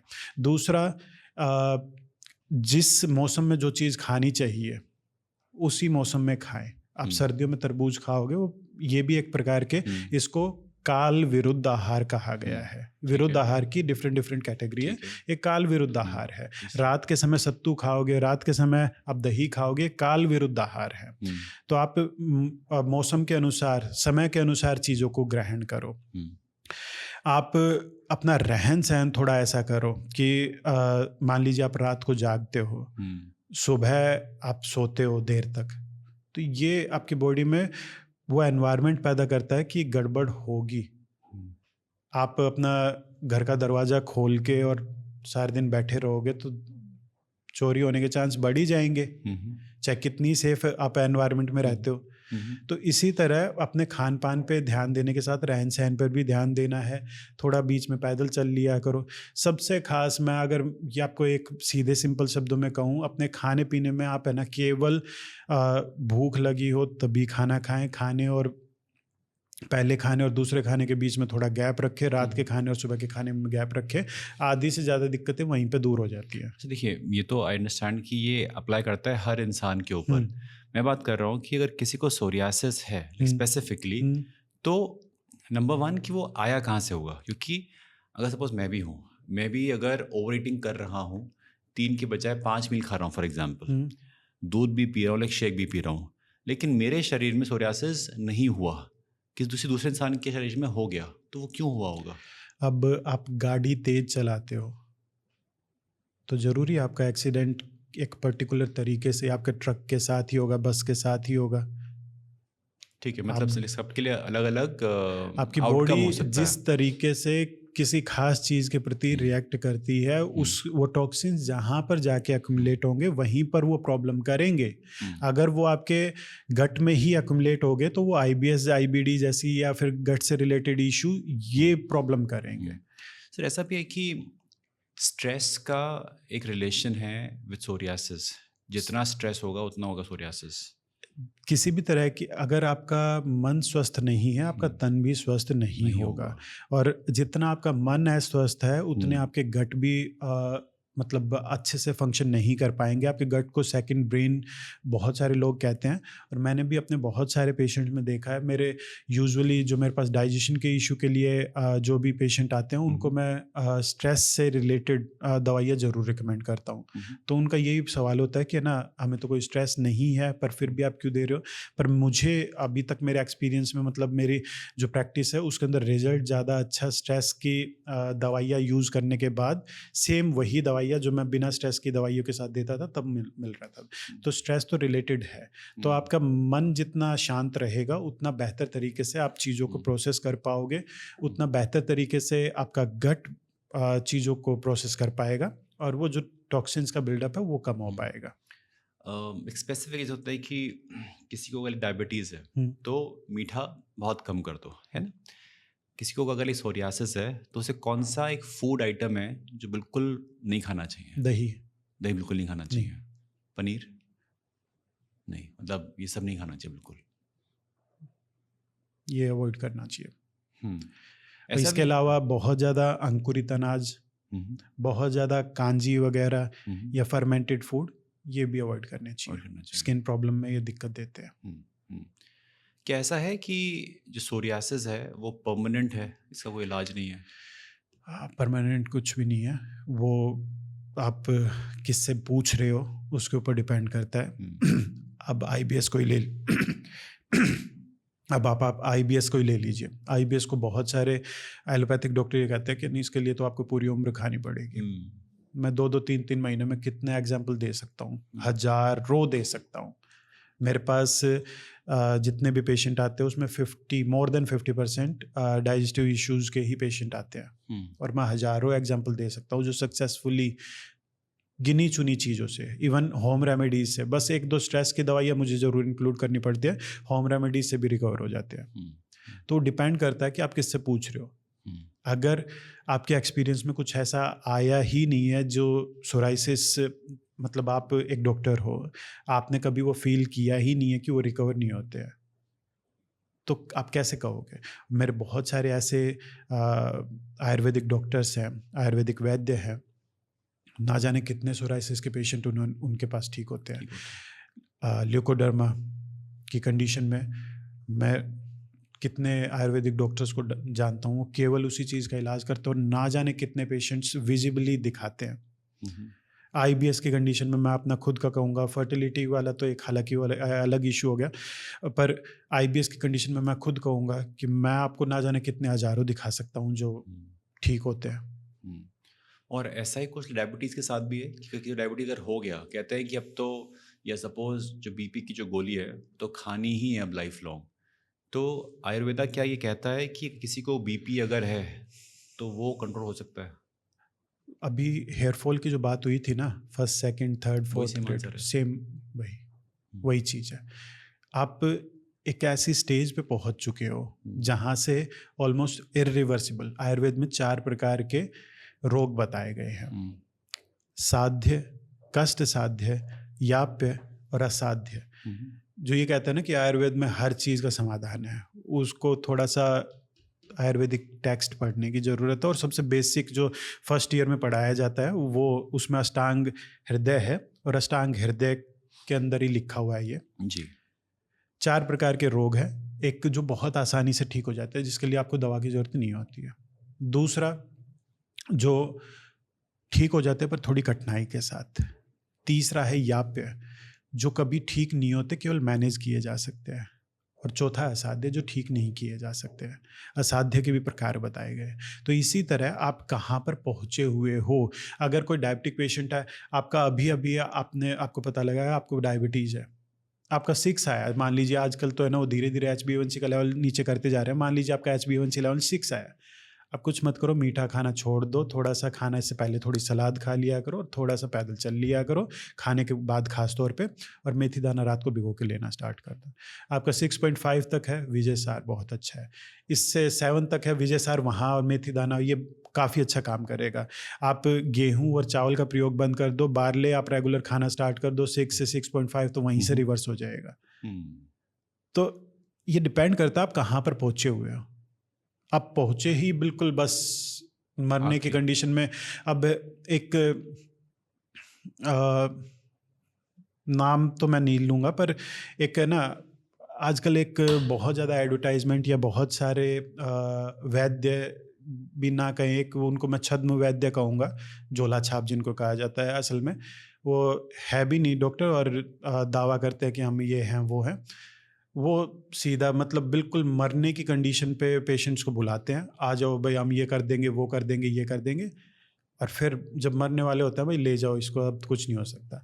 तो ऐसी कंडीशन में आप है ना अपनी बुराई नहीं कर रहे हो, आप आयुर्वेद की कर रहे हो। वो आयुर्वेद, जबकि आप आयुर्वेदिक चिकित्सक हो भी नहीं, और आयुर्वेद के नाम पे आप उनको बुला रहे हो, वो विश्वास आयुर्वेद के ऊपर करके आ रहा है, आपके ऊपर करके आ रहा है।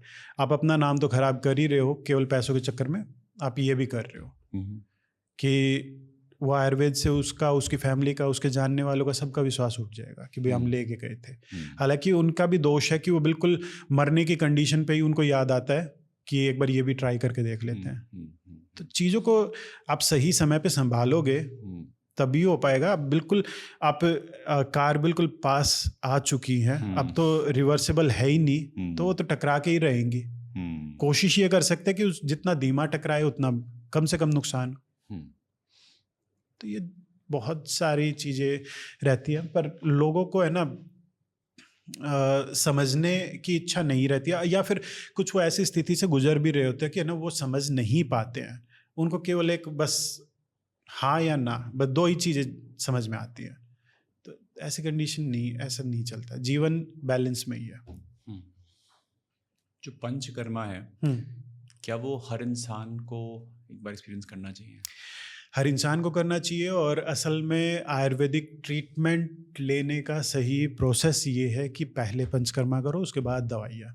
जिस तरह एक कपड़े को रंगने से पहले धोया जाता है, फिर उसके ऊपर रंगाई की जाती है ताकि वो रंग अच्छे से जमे, इसी तरीके से आयुर्वेदिक दवाइयों को प्रयोग करवाने से पहले आपको पंचकर्मा करना चाहिए। अगर आप बता सकें आसान शब्दों में कि पंचकर्मा क्या होता है? बेसिकली अगर मैं बिल्कुल आसान शब्दों में आपको कहूँ तो एक ये डिटॉक्सिफिकेशन प्रोसेस होती है। आपकी बॉडी में बढ़े हुए वात, पित्त और कफ दोष, इनको शांत करने के 2 तरीके हैं। पहला, अगर यहाँ कोई उपद्रव कर रहा है, पहला तरीका है उसको दबा दो। ये काम है दवाइयों का, दबा दो या धीरे धीरे करके क्रश करके ख़त्म कर दो, ये काम है दवाइयों का। दूसरा तरीका है इनको भगाओ, ये है पंचकर्मा का। इन्हें भगाओ। तो वो बेसिकली डिटॉक्सिफिकेशन का काम करता है।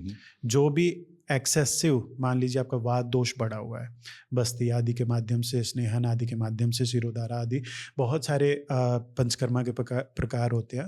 हालांकि मैं पंचकर्मा एक्सपर्ट नहीं हूँ, पर बहुत सारे प्रकार होते हैं, उनके माध्यम से उनका शोधन किया जाता है, जल्दी से उनको दूर किया जाता है। जो ये कहते हैं ना कि आयुर्वेद तुरंत रिजल्ट नहीं देता, सच बता रहा हूँ, अगर सही पंचकर्म और दवाइयों के साथ प्रयोग किया जाए तो आयुर्वेद जितना अच्छा रिजल्ट कोई दे ही नहीं सकता है। आमतौर पे जो ब्लड टेस्ट की रिपोर्ट है वो हम बताती है हमें कि आज खून में कितना शुगर है, कितना नहीं है, RBC, सब आ जाता है। पंचकर्मा में ऐसा होता है कि बिफोर एंड आफ्टर हमें कैसे मेजर करते हैं कि मेरे अंदर कितना कफ है, कितना वात है? आपकी जो कंडीशन है, आपकी जो प्रॉब्लम्स है, ये खुद बयां कर देती है। आप खाना खाने के बाद आपको कैसे पता लगता है? नापते हो कि कितना मेरा पेट 10% बढ़ गया, भर गया या 20% होता है? तो वही आपकी समस्या खुद बता देगी कि अभी क्या है, स्थिति क्या है। तो इंसान को क्या बार बार कराना चाहिए पंचकर्मा या एक बार में साल जाता है? में आइडियल टाइम तो वैसे शरद ऋतु होता है पंचकर्मा के लिए, सबसे अच्छा समय शरद ऋतु, जो दीपावली के आसपास आती है। पर साल में एक बार तो ज़रूर करवाना चाहिए। अगर प्रॉब्लम ज़्यादा है, अगर प्रॉब्लम है आपको कोई जो परेशान कर रही है, तो वो किसी भी मौसम में किया जा सकता है। अभी कैसे जाने कि कौन सा सेंटर बेस्ट है, कहाँ पे कराएं, किसके अंडर कराएं, पता चलता? अब ये तो अब मैं क्या बताऊं इसके लिए, तो कि कैसे करवाएं, तो ये तो आपको थोड़ा सा डॉक्टर से मिलना ही पड़ेगा और थोड़ी उनकी बातों को सुन समझ के कुछ आप निर्णय कर सकते हैं। इस पे तो मैं क्या ही बात करूं।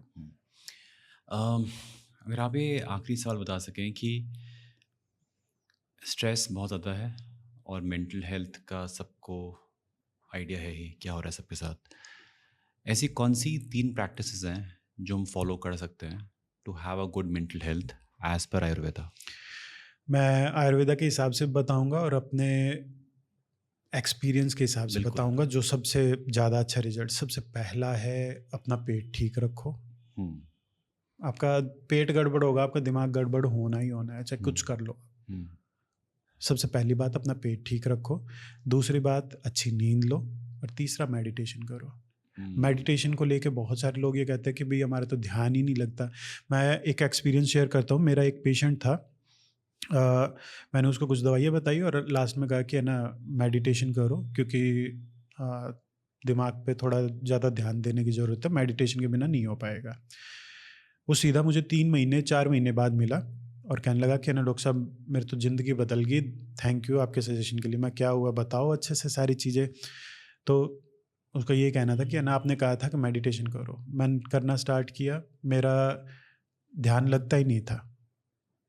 सारे मतलब कभी ये विचार आ रहे, कभी वो विचार, मतलब मेरी कंडीशन और ज़्यादा बिगड़ती जा रही थी। 1 दिन किया, 2 दिन किया, 10 दिन किया, 15 दिन किया, कुछ नहीं, मतलब बिल्कुल वैसा ही, और बल्कि और ज़्यादा बिगड़ती मुझे लग रही थी। पर आपने कहा था तो मैंने बस उसको फॉलो किया। मैंने टाइम दे दिया कि 15 मिनट मुझे करना ही करना है, चाहे कुछ हो जाए। मुझे अच्छे से याद है कि 30 दिन बीते, कुछ मुझे मतलब फील नहीं हुआ। 45 दिन बीते, कुछ फील नहीं हुआ। 56 या 57 डे था जब मुझे हिट हुआ कि क्या होता है मेडिटेशन, क्या होता है, मुझे वो फील हुआ। और ये 90 दिन आज हो चुके हैं, तो 1 महीने में जो बदलाव आया है ना, मैं इसको बयान नहीं कर सकता, इतना मतलब कमाल का।